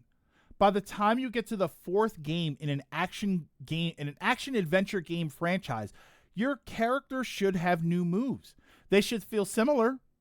They should still be able to do the things that they did before, but you should also have new moves. And I would argue that Metroid Prime, for as much as I love Metroid, I would argue that the Prime games don't change enough from one to the other. I want new weapons. I want different missiles. I don't want ice, fire, and electricity all the time. I like 2 for that. The light beam and the dark beam. I like that stuff. I thought that was great. It was a great way. It's new aliens, right? It's a new land. It's new alien technology. Wouldn't it be different things? It's just not here. And mind you, I prefer the 2D Metroid, and 2D Metroid doesn't change too much either. But they do change it. They did add the melee counter. They added different usability for the things. Just animations that they added, like that's not even a thing, but the animations work to fit the character. Samus shouldn't be going into the morph ball all the time. She doesn't have to, especially in 2D. You know what she does? When she gets to a small space, if she's moving fast enough, she slides under it. The sliding is dope. And it doesn't eliminate the necessity of the morph ball, because the morph ball still does things. It still has plenty of uses. But Samus, the badass character who's running down the hallway and then hits a small enclosure on the ground, she should probably slide through it. That's what we're told. That's what we're told she's capable of doing, so she should do it. So when I see Samus jumping and flipping in the cutscenes, and then when I get to the actual game and her movement is heavy, it doesn't feel right. It feels like a 2008 game made in 2025, barely evolved. They added the melee counter in Samus Returns. No, you know what the problem was? Because I just finished replaying Samus Returns last week. The only problem was the over-reliance of it. It was boring. You did the same thing every time. It wasn't integrated. Like in Dread, you would have fights and you're shooting and you're fighting and all of a sudden you got a counter. It was more integrated into the standard combat. Every enemy, except one enemy in Samus Returns, was the same exact thing. Get close to it, it's gonna counter you. You hit it with the counter and you shoot it and it's dead. Everything except one enemy in that game, and it was this little flying thing that would go up, and it never had the little sparkle trigger to let you know to counter. It didn't do that. That was it. It was heavily involved in everything, and it was just too much. It didn't feel natural. it felt like it was wedged in there. But would you prefer it if it was like the psychic charge shot that you forgot? No, I think that's too far the other way. I think it's too far the other way. But I think most bosses having something where the psychic shot would give you an advantage. I think that more puzzles that involve the psychic shot, I think enemies that could only be killed by the psychic shot, I think a lot of that, or control beam, I should say. I think a little more integration. But I also don't want every single puzzle being solved by the control shot. I wouldn't want that either. That was also another gripe I had. I hated that they call the regular beam the psychic shot because I got an upgrade for the psychic shot and I thought that it was for the control beam, and it wasn't until I got the control beam one that I realized. That was another thing. I got an upgrade for your basic weapon and I didn't feel like I had it. It took me a while to realize I had an upgrade because everything still took too long to kill. Regular enemies were still at some points. It was like, okay, I'm kind of tired of shooting this thing. Oh, all the bosses have attacks that are weak to the control. Maybe on my second playthrough, I'll try to actively use it more, and maybe now, is the intention to use the control beam, or does it just happen to be better? That's why I said I felt like there were things that I was missing in the game when it came to the bosses. Psychic charge shot was the Arkham Asylum Batarang. It's to use it. Okay. I thought it would, because I saw some people saying that they were using a control beam, not because that was the intended use, but just because it made it easier to shoot the boss. Like, just not out of necessity. It was more out of laziness.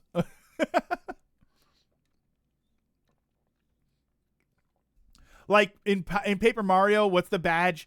Or what's the attack where the multi-bonk? Is it the one? No, the one where you can just keep hitting it as long as you keep timing it right. Your intention isn't to kill bosses with that on the first attack, but you kind of can.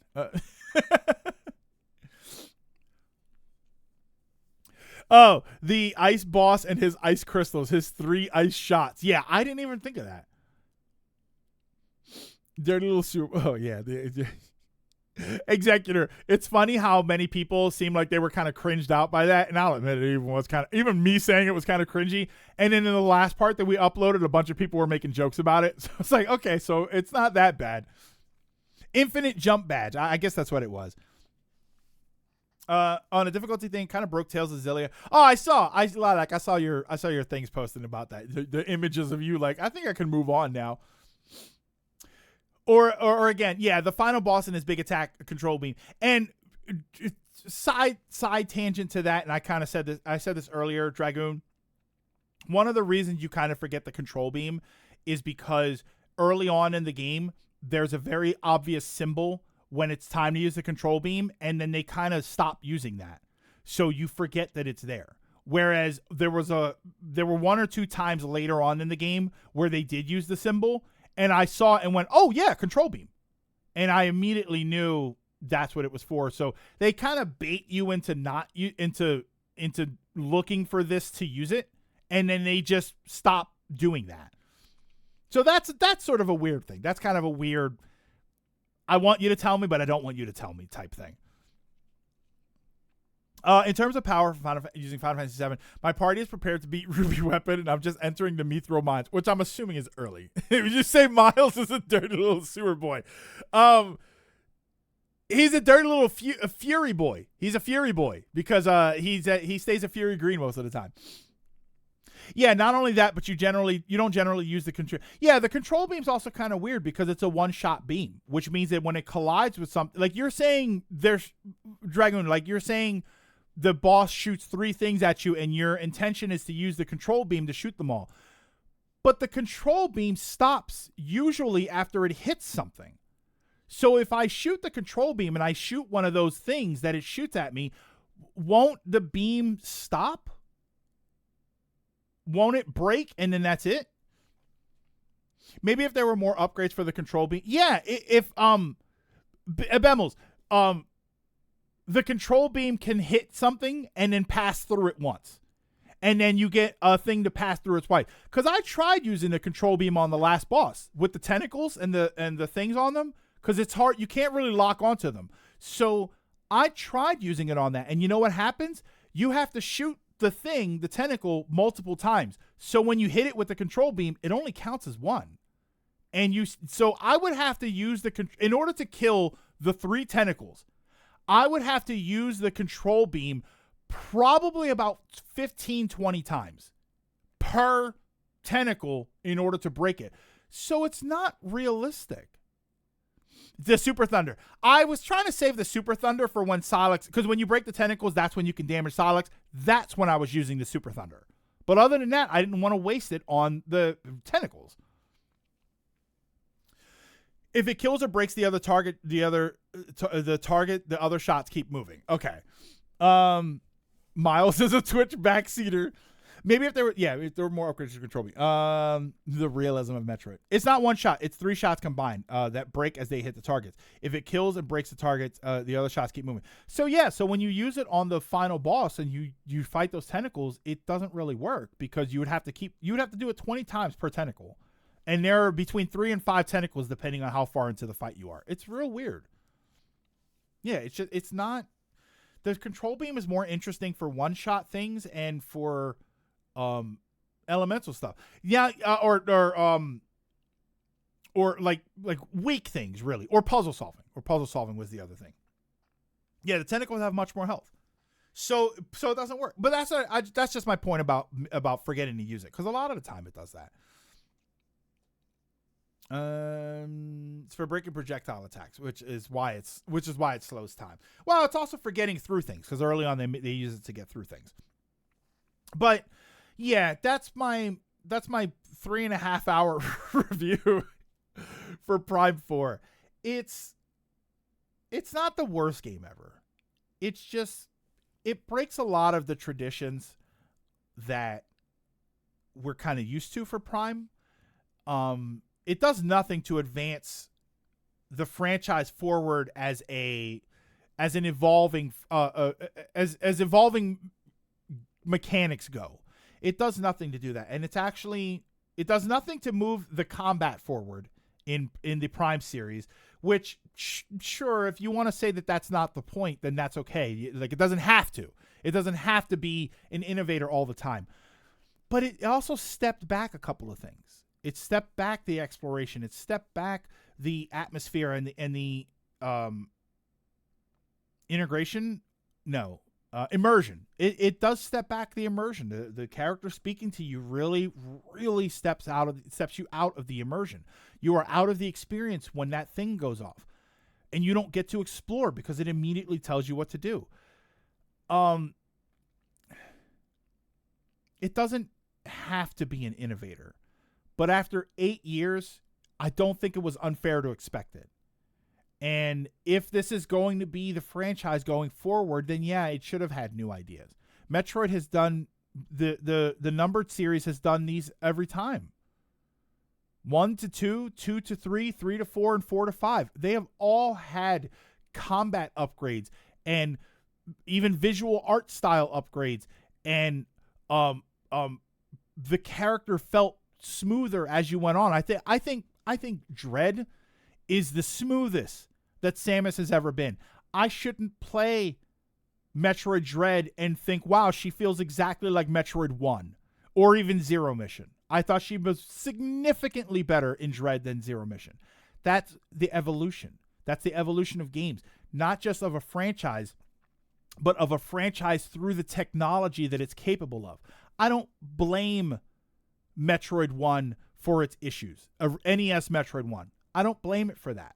There's one thing that I blame it for, and it's not having a map, because games from that era did also have maps. But I don't blame it for feeling a bit clunky. I don't blame it for the power-ups not stacking or there not being a HUD. Well, not a HUD, but I don't blame it for any of that because it's an older game. But at some point, I don't think it's unfair to start asking for this stuff. I was going to say requiring, and requiring is maybe a bit of a stretch, but I do think that games need to evolve. Their gameplay needs to feel different. If their gameplay didn't need to feel different, we'd all still be playing Magnavox Odyssey games and Atari 2600 games. They evolve because the technology evolves. And now we have technology that can give us these amazing things. And it just feels like they played it safe. I think maybe, you know what? And I think maybe that's the best way to put Prime 4, is that it just feels safe. They didn't take any significant chances. They did everything as safely as they possibly could because they want a new fan base, and they want that fan base to like their game. But that's not how you don't get a fan base to like a game by dumbing it down. You get them by changing it from what it was and by evolving it from what it was. Breath of the Wild and Tears of the Kingdom, sure, you can say to the cows come home that you prefer the original Zelda experience, but the experiences that you got out of those games were phenomenal on their own, and for a newcomer, it didn't require you to be familiar with the old games. It rewarded you if you were, but it didn't require it. This game, it doesn't require the old games, but it really doesn't do anything different. It's another Prime game, and it's a safe. I would argue that this is the safest Prime game, and I kind of think it suffers for that. I think it does. I think that as a newcomer, if you've never played a Prime game before, I think that you're going to think that this is great, and it is. And for what it does right, it does fantastically. But the more you like Prime, I think the more you're not going to be happy with this game, because I think you're going to say, why isn't this like that? And sure, that can be a bad thing, but that can also be a good thing. You went from Alabasta to Sol Desert. Well, no, I'm not in Alabasta anymore, Executor. I'm in Skypiea. Skypiea now. Here's the wildcard question. If Prime 4 is a big success and becomes the future direction, how would you feel about that?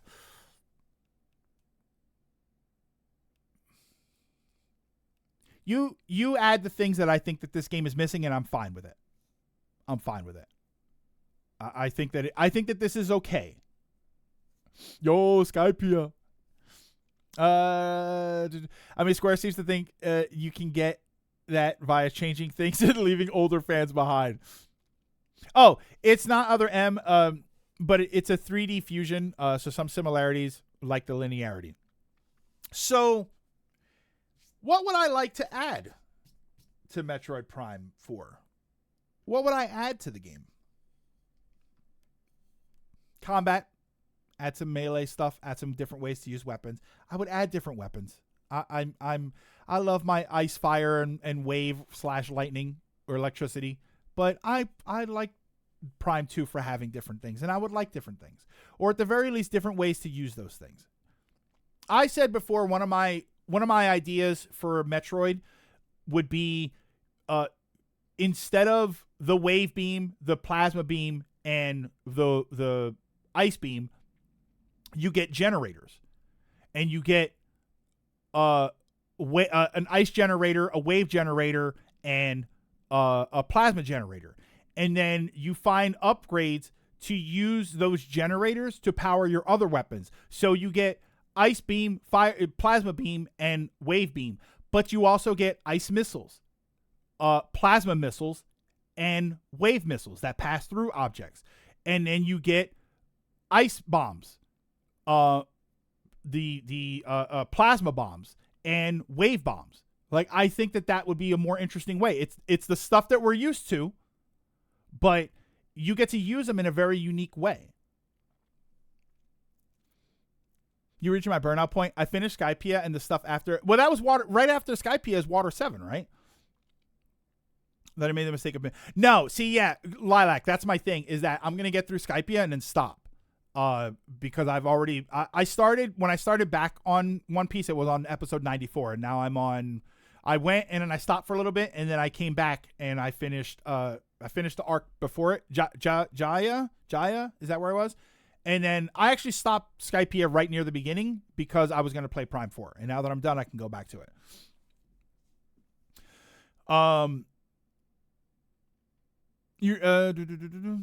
On Prime 4, I would expect new stuff because, again, Prime 4 needed to introduce people to Prime gameplay without being as uninviting as Prime 1. You're at the point where the arcs start getting long. So this is going to be controversial for everything that I said. Well, no, because I said that I liked most of the characters. I just didn't like their intrusion on my experience. What I'd like in Metroid Prime 4 as a DLC, give me a multiplayer where I play as the Federation Force. Let me get a potentially 5-player multiplayer where I get to control the different characters, and we can. If you want to do a multiplayer fight, that's fine. They're going to talk about Straw Hats. So Federation Force wasn't terrible, but it was mandatory that you play it on like that. The problem with Federation Force is that it's only that kind of game. I'm talking about a side mode. I'm talking about an extra mode where you have multiplayer, and here's what you do. At the end of the game, when the ending happens, let's get out of spoiler territory. Let's have it so that when you get to the end of the game and the thing happens, you get to play as them. And now there are things that you can do on Veros. That's what we call it, right? Veros. And there are missions that you can do. And there are things, and it's just extra stuff. It's harmless. It's extra stuff. It's a fun thing to do. It's co-op multiplayer, and you can just have this fun. I wouldn't mind something like that. If you want to do combat, that's fine. But I feel like I would rather do like a Federation Force, like missions. That would be kind of fun. I think that would be fun, and it would give them a point. And if you want to have a multiplayer story mode, then you can learn more about the characters. I think it would be good. There's a mini arc between Skypia and Water 7. Oh, okay. There is an arc in between them. Yeah, because I was looking up the One Piece arcs to see how far I had to watch up until the arc was done. And there were these weird gaps. It'd be like, oh, this ends at episode 180 or 190, and then the next arc starts at 222. I'm like, okay, wait, hold on. They're filler arcs. There was one filler. I didn't realize. I think the Giants, the place with the Giants, I think that's a filler arc, and that was incredible. Oh, I'd like a Silex mode. Yeah, have a little bit of a Silex mode where, I feel like there's stuff that you can add to the outside of the basic game. I feel like there's stuff that you can add to it. Where the Giants can. I know there was one that I really liked, and it was listed as a filler arc. Little Garden is canon and extremely important to the plot. Have filler. It's expanded arc from the manga as buffer. Oh, you know what I got to? What's the arc that is original to? I actually liked it too. I just recently watched it. There's an arc that's specific to the anime. Was it 120 or something? By the way, that's my Metroid Prime 4. That's my experience with it. If you have the game already, I don't particularly think you wasted your money, but I do think that you should temper your expectations about what you're going to play. And I do think a lot of it's just going to be determined by the individual person. I think that some people are going to be fine with the way this game is. I think that the longer you've been playing Metroid Prime, I do think the harder time you're going to have accepting the way they do some of this stuff. Some arc with them dressed up like Marines. No, it wasn't. It was just recent too. It's divisive. I mean, any game is kind of.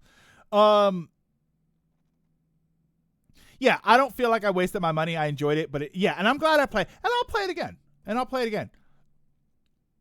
Buy Dread and Prime Remastered.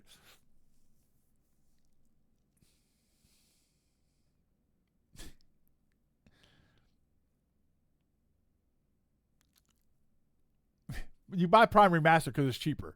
I do think it's the better game, though.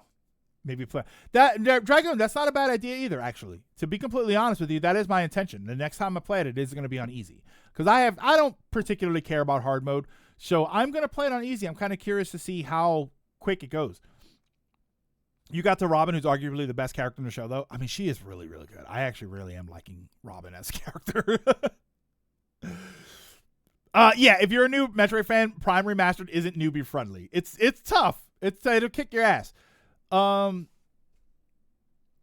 I was gonna talk One Piece for a little bit, but One Piece arcs. Let's see here. I'm gonna find the one that is One Piece story arcs. I'm trying to figure out. Okay, so Skypiea, Jaya. No, oh my god, websites have more ads than the old hack sites. I can't stand this. Sky Alabasta.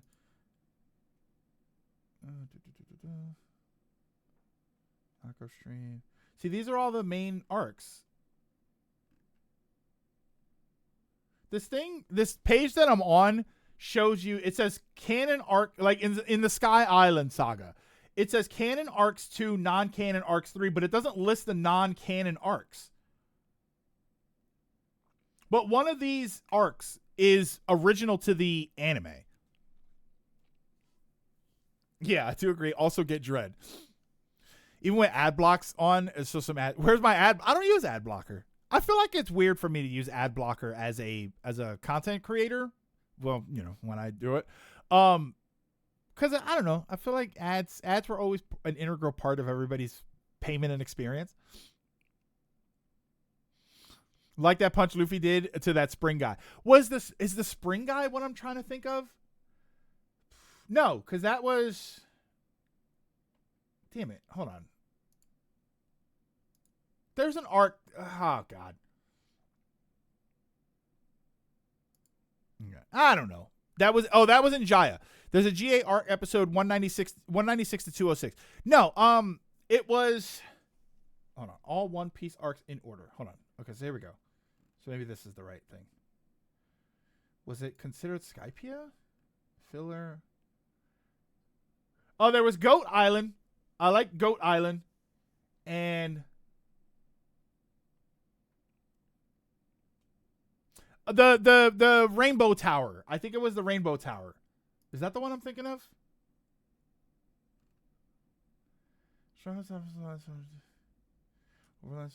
Cookie scientist is obsessed with the rainbow mist. Yeah, I think I like this one. And the pumpkin pirates. Yeah, I love that one. That was so good. That was so good. But I think that's the one that is anime specific. It was right around here. There's one or two arcs that they said are specific to the anime. Yeah, Latimer, I'm on episode 162 now. 162. I'm a content creator, and my browser natively has an ad blocker on it. Does it really? Maybe mine doesn't. I just don't use it. But yeah, that's where I am on the show right now. Oh, you know who I saw again? They only showed him really quick, so I'm super excited. Okay, let's shift to a One Piece conversation before I go here. I'm gonna shift to a One Piece conversation. I know who my favorite character is. Firefox doesn't. Yeah, I use Firefox. I know who my favorite character is. And now when I see any sign that they're going to show me more stuff about my favorite character, I love it. I love it. Who do you think my favorite character is? For Firefox, you can get uBlock Origins and set Twitch and YouTube exemptions. Okay. I liked Ace. I loved Smoker. Smoker was awesome. Smoker was great. Zoro. I love Zoro. I think that he's hilarious. I liked him in the live action, but in the anime, when you know what the live action was missing with Zoro? When he screams at Luffy. I don't know why. Zoro gets pissed and he screams at Luffy, and it's hilarious to me. It's so funny because he so doesn't care about anything, right? The most recent episode they made him. Oh, it's the episode where it was the episode where God took the big lobster thing, took the boat with them on it, and Zoro just like, I don't care. Like, he just doesn't care. But then Luffy does something stupid and Zoro flips out on him, and I think that that's hysterical. I was so happy. It was a few episodes ago, may have been a little bit more than that. They showed Mihawk, and I knew they showed Mihawk. There's going to be a Zoro arc here. There's going to be something about Zoro, and Zoro's my favorite, so I am excited for anything that happens to Zoro. That is what I am there for that when he does that. Yeah, the live action Zoro's a little quieter than the anime one. I love how Zoro's always the one willing to call it. Yeah, and he does it, and it's hysterical to me that he does that. It's a running gag on the show, and it's such a good gag, but I want more story. Like, I know that later on down the line, Zoro becomes super powerful and stuff. I can't wait for that. I cannot wait. Like, I'm genuinely excited about seeing him do that. I'll tell you what. I'll tell you the first time I cried watching the show, because apparently you cry watching One Piece. The first time I cried watching the show was the fight with him on the Baratie. It was the Mihawk versus Zoro at the end when he does the. I mean, you guys know at this point. I cried. I had some tears in my eyes because it was so like, oh, what a great moment that was. What a great moment between two powerful heroes, sort of. That was and the live action one was terrific. The live action version of that is just amazing. And so far, I'm gonna give the live action one because I think he says something like this in the anime. But so far, probably my favorite line is, "I don't hunt rabbits with a cannon." Holy crap! What a great line that is. Which do you like more, the anime Zoro versus Mihawk or the live action? I think the live action had more heart to it. I think that it felt a bit more subdued. The anime one was great, but when he pulls the little knife out and I mean, again, you guys know all of this stuff, but when he pulls a little knife out and he holds that, but the rabbit with a cannon, "I don't hunt rabbits with a cannon," is such a brutal line to say to somebody. Yeah, why did they do that to poor Don Krieg? They just eliminated him off screen. Just having him as a throw. Yeah, it was such a throwaway scene. The best part is Zoro calls Luffy out, but it's probably the most. Yeah, he's the most fiercely loyal, and he's definitely the strongest one. You know what? I wouldn't mind. Yeah, I also met Blackbeard. I wouldn't mind getting to like the stuff with Sanji. I do want to see more. I want to see Sanji become more powerful because he's obviously there, right? When we talk about the stronger characters, he's one of the three. Usopp. I do want to see Usopp come into his own. I do want to, and normally Usopp's the kind of character I hate, and he's definitely my least favorite. But I do want to see him. I feel like he's going to be the engineer character, and I kind of want to see him get to that. I want to see him get to the point where, like, he just had a thing where he talked about they don't have a shipwright on their crew, and I kind of think he should do that. So I want to see him come up into that. But Sanji's definitely the one that I'm like, I would really like a nice arc where Sanji is powerful and he learns and not just cooking, right? They always do the cooking thing, but I want to see him fight, and I want to see him fight his ass off, and I feel like that's going to be incredible. "I don't hunt rabbits with a cannon. I'm not Elmer Fudd." Yeah, Sanji gets an awesome arc. He had a good fight with Chopper, though, in Alabasta. Zoro, despite getting lost, is probably the most sensible. He's first. Yeah, he's first mate for a reason. It works really well. And I'm definitely excited to see Robin's story. I am very much enjoying her as a character right now because she doesn't feel like part of the crew, because she kind of stays to herself and she doesn't get caught up so much in the wacky antics. But in the part that I'm watching, I think it was the last two parts, they were going to go explore, and she's like, "Yeah, I want to go out there." And it makes sense, right? She's going to want to explore because she's looking for something. So she needs to explore the world as much as she possibly can. So it makes sense that she's there, but it also makes sense that she's kind of distanced herself from them. She doesn't really get involved in the craziness that they do yet. And I like that. I want to see more of that. Robin's probably my favorite character because of her arc. Yeah, like she jokes with them a little bit, she messes with them, but she's not really as involved in the wackiness. It's like she seems more likely to stay on the ship. She seems more likely at any given opportunity to just say, yeah, I'll hang back here. It's fine. In the Pirate Warrior games, Sanji is extremely powerful due to strength and just speed, but he cannot hit female characters. That's great. Her English dub makes her a completely different character. Interesting. Yeah, I'm watching it unsubbed. I am watching it unsubbed. There was no way I was going to watch this undubbed. Which I don't hate dubbed, but dub does change characterizations, and I don't want that. I want the full original experience. She's more sarcastic, which kind of fits her character a little bit. I think that could fit her character. It's just unnecessary. But yeah, that's where I am on one. So I'm at like 162, I think, on One Piece. I will probably stop after Skypiea and then take a break and then do some more. I really want to do Water 7. Everybody told me Water 7 is really good, so I do want to get to that. But Slayer's dub. Oh, and I think I said this before, but I finished Demon Slayer. I was missing the Hashira training arc, so I'm done that. And the only thing I have left is the movie, but I don't know when I'll get the movie. Yeah, stop after Skypiea. Water 7. Well, there's arcs. There's like filler arcs, and then Water 7 is next, right?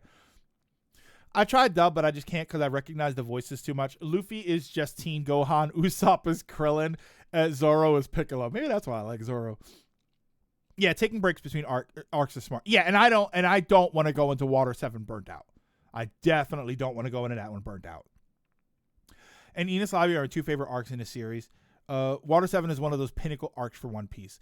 It's now I won't. I was going to ask a question, but I'm not going to ask any questions on it. Slayers is one of the few dubs I enjoy. And 2 times I ever cried at anime, and it was with those 2 arcs. I cried. I'll tell you when I cried for One Piece so far. I cried at episode 37. Help me. Which is what got me. For anybody that doesn't know this, that clip came up. It's the clip in episode 37 where Nami asked for help. That clip came up on my YouTube, and I watched it. And the only thing I knew about One Piece at the time was that his name was Luffy and her name was Nami. I knew nothing about what was going on.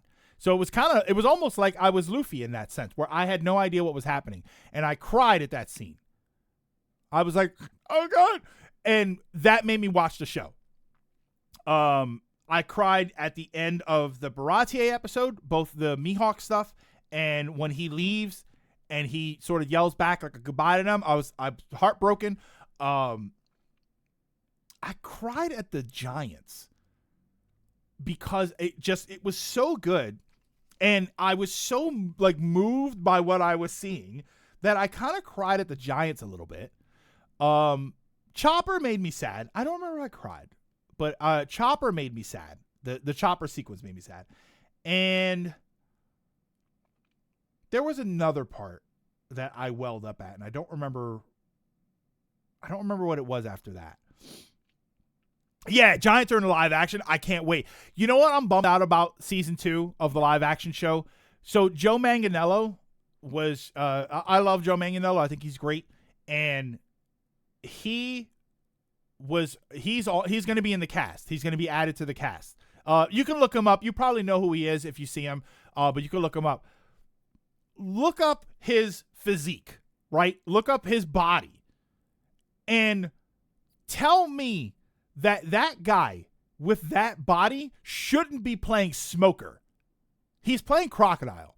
And he should really, with his physique, I really thought he was going to be Smoker. And I would have loved if he played Smoker. That would have been incredible. By the way, had to keep rewinding it because it was so funny. When Ace sees Smoker and Luffy flies in with the bazooka and bashes them into each other, probably the most I've laughed the entire show so far was that scene. That was hilarious. Oh yeah, he'll make a great Crocodile. Yes. But look at him and make him Smoker. Oh, come on.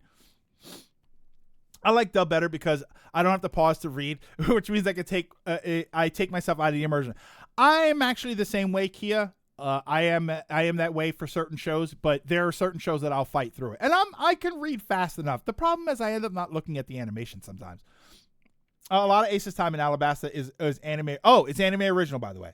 He did not stay with the crew for that long in the manga. Oh, okay. Sounds like Davies, who was in Lord of the Rings and Indiana Jones. Yeah, tallest cast member plays the dwarf and played the small man in Indiana Jones. I don't like the way they call the moves out in the dub. Oh, I kind of like that. Oh, in the dub, you mean? Yeah. Yeah, I'm a fast reader, so subs are good, but I appreciate it. The subs I just prefer because going back to the video game conversation about like normal mode and stuff, subs to me, the tone of the characters and everything is the way they intended to have the characters speak. So I do. My only problem with subtitles is you get all of the words immediately and I read them too fast. So I'm not getting the pacing of the speaking. Does that make any sense? I don't get the pacing of the way they're saying the words because I just read everything at once. And I don't really like that. That's a problem for me. I tend to go dub, but I will go sub for shows if it doesn't have a dub yet. Or like One Piece, I get distracted by the voices. Like how they, I love how they call the moves out in the sub. Yeah, like that's my issue is that they'll throw all the words up there at once and then you read them too fast, but you're losing the nuance of how they're saying the things because you don't understand what they're saying when they're saying it. Yeah, yeah, exactly. Like it's kind of like that. It's like, well, that's different. That's like the dub change tone. But my issue is if you were to say, "Oh, well, we need to go over there, don't we?" If I read that really fast, I would say, we need to go over there, don't we? And I just read that. But when I listen to the way it's said, there's this sort of goofy questioning at the end of it, right? Oh, we need to go over there, don't we? And that's a humorous moment. That's a humorous way to say that. But I lose that humor because I just read the whole thing and then I moved on. It's a book without any tone. It's a book without any description on how tonally they're supposed to say something. Like the Dumbledore line is funny because the book flatly says calmly. And then when you see it in the movie, it's not calm. But if the book didn't say calmly, you could read that however you want to, and it would work. I don't get the pacing of speaking, and I miss out on the action because I'm focused on the dialogue. I go dub for certain shows until I catch up, and then I switch to sub. Kind of like what I'm doing now with Gachiakuta. They keep trying to recommend me that show, and I don't watch it. It's a movie like retelling of the arcs with way better. Oh, One Pace. Isn't that what they're calling it, Gold? Isn't it One Pace? Some of the episode specials. Oh, I thought you were talking about One Pace. While you're weaving it up, watch Digimon beat Overlord. Overlord I've watched all the way through, dubbed and subbed. That's such a good show. I think I've been through Overlord 6 times. You know what, Dragoon? You want to know what was a disappointment for me, though? The movie. I wasn't really happy with the movie because the movie was basically the setup for the show, and I don't think they gave enough time to the one character, the female warrior. She was kind of a bitch in the movie. I thought she was great, but I don't get to see enough of her. I was bummed out with the movie. I thought the movie was a self-contained story, and it kind of wasn't. You go to the cinema here, and everything is subbed. Drum Island is spoiler for you because they add future characters to it. Definitely watch movie 6 before Water 7. That's where it takes place chronologically, and it is fantastic. It's crazy that Giant Skypia set up stuff that's just getting answered now. Oh, it's made by Mamoru Hosoda. The Overlord audiobooks are read in English by the VA. Oh, really? That's kind of cool. I like that. No one knows when One Piece is coming out. Netflix. So Lilac, everybody's looking for the One Piece. Netflix just released the remastered One Piece. They're also doing the dumb Netflix release style, 12 episodes, wait a month, 12 more, wait a month, 12. Yeah, see, that's ridiculous. Oh, made the Digimon movie. And The Girl Who Leapt Through Time. I haven't watched that movie, but I want to see it. Yeah, the only other things I'm watching right now are Solo Camping for 2. I think that's almost done. And Let's Play, which if you are like me, later, Kia, have a good one. We're going to wrap up here in a second. If you are like me and you have been desperate for anime with adult characters, not porn, just grown-up characters with jobs and grown-up problems, Let's Play has been phenomenal. I think it's just been unbelievable show to watch. I have been loving every second of it. I'm watching Let's Play, but not so. Solo camping's fine. Solo camping, it's a decent enough show. I do think it does a little bit of the let's try to change the character, but I feel like that's a more nuanced discussion. But I don't hate it. I think I'm enjoying the characters in the show enough. The webtoon design for Sam is what I call Velma, but is Velma hot because dang? Wait. I love Summer War. I've heard the name, but I've never seen it. All right. But that, I think, is going to do it for today. So, do we even have anybody? I probably won't. I won't worry about rating anybody right now. Let me see. Let me take a look. Do I have anybody who's like? I went through I did like a whole purge on my stream, like the people. Oh, real FTA streaming. Hold on. I'll send you there. All right. Bring on the monster meat. I think I saw a couple of cooking monsters shows. there's a lot of cooking shows and isekai. There's a ton of it. Prime 4 had a desert, One Piece has Robin, and Dread is the best. All true. But that's going to do it for today. So I want to thank everybody for stopping and for hanging out. I very, very, very much appreciate it. Tomorrow is the Game Awards. I should be going live. The plan is to go live. It'll probably be not long before the show starts, but we are going to be going live. We're going to be watching the whole thing, so hopefully everybody will be here to hang out with us and just enjoy it. For right now, I'm going to send you over to the Real FTA. Real FTA is playing. Are they still live? Pokemon Fire Red. So stick around after the credits, and I will send you over there to hang out and represent us very well. Thank you. Listen, hold on. Before I got to pee, so I'm kind of like I'm doing the shakes, but I wanna say something. Okay. So this has been kind of a rough year. This has been the year of change. I call it the year of change, and it has been the year of change. A lot of stuff happened in the beginning, and then the middle was kind of blah, and then now the ending is kind of ending on not a great note. It hasn't been the best last month or two. My health is fine. For as much as I know, my health is fine. A lot of this has to do with my my job and my human interaction is what I'll say. My social life or my changes in desires, changes in interests. It's hard to really describe without really getting into it, but it's been kind of a year. And obviously I haven't been able to stream really much at all, just because I've been sort of mentally dealing with a lot of that. Some of it's mental and some of it's just physical, as far as just not having the time to stream at certain times.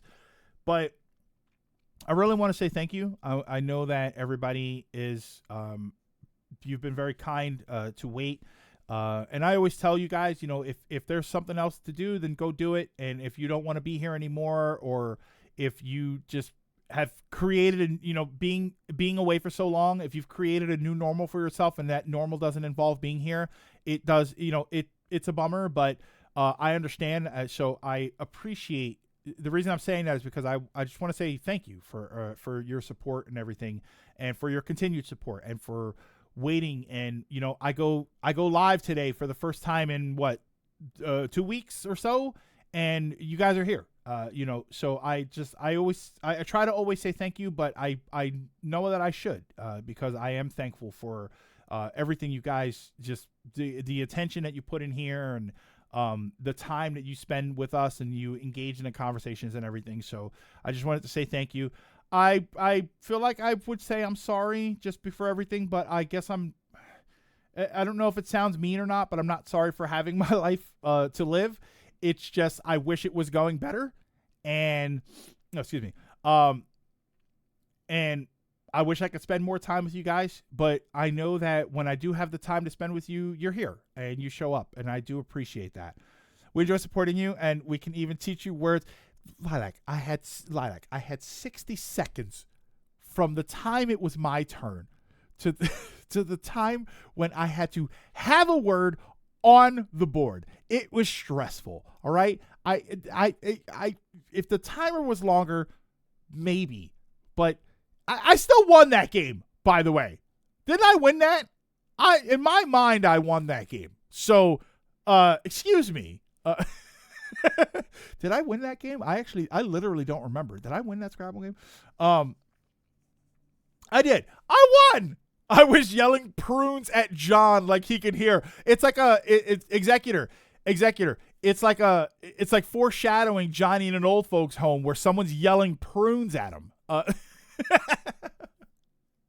But I want to and I want to thank you guys just so much. And there's still going to be some changes.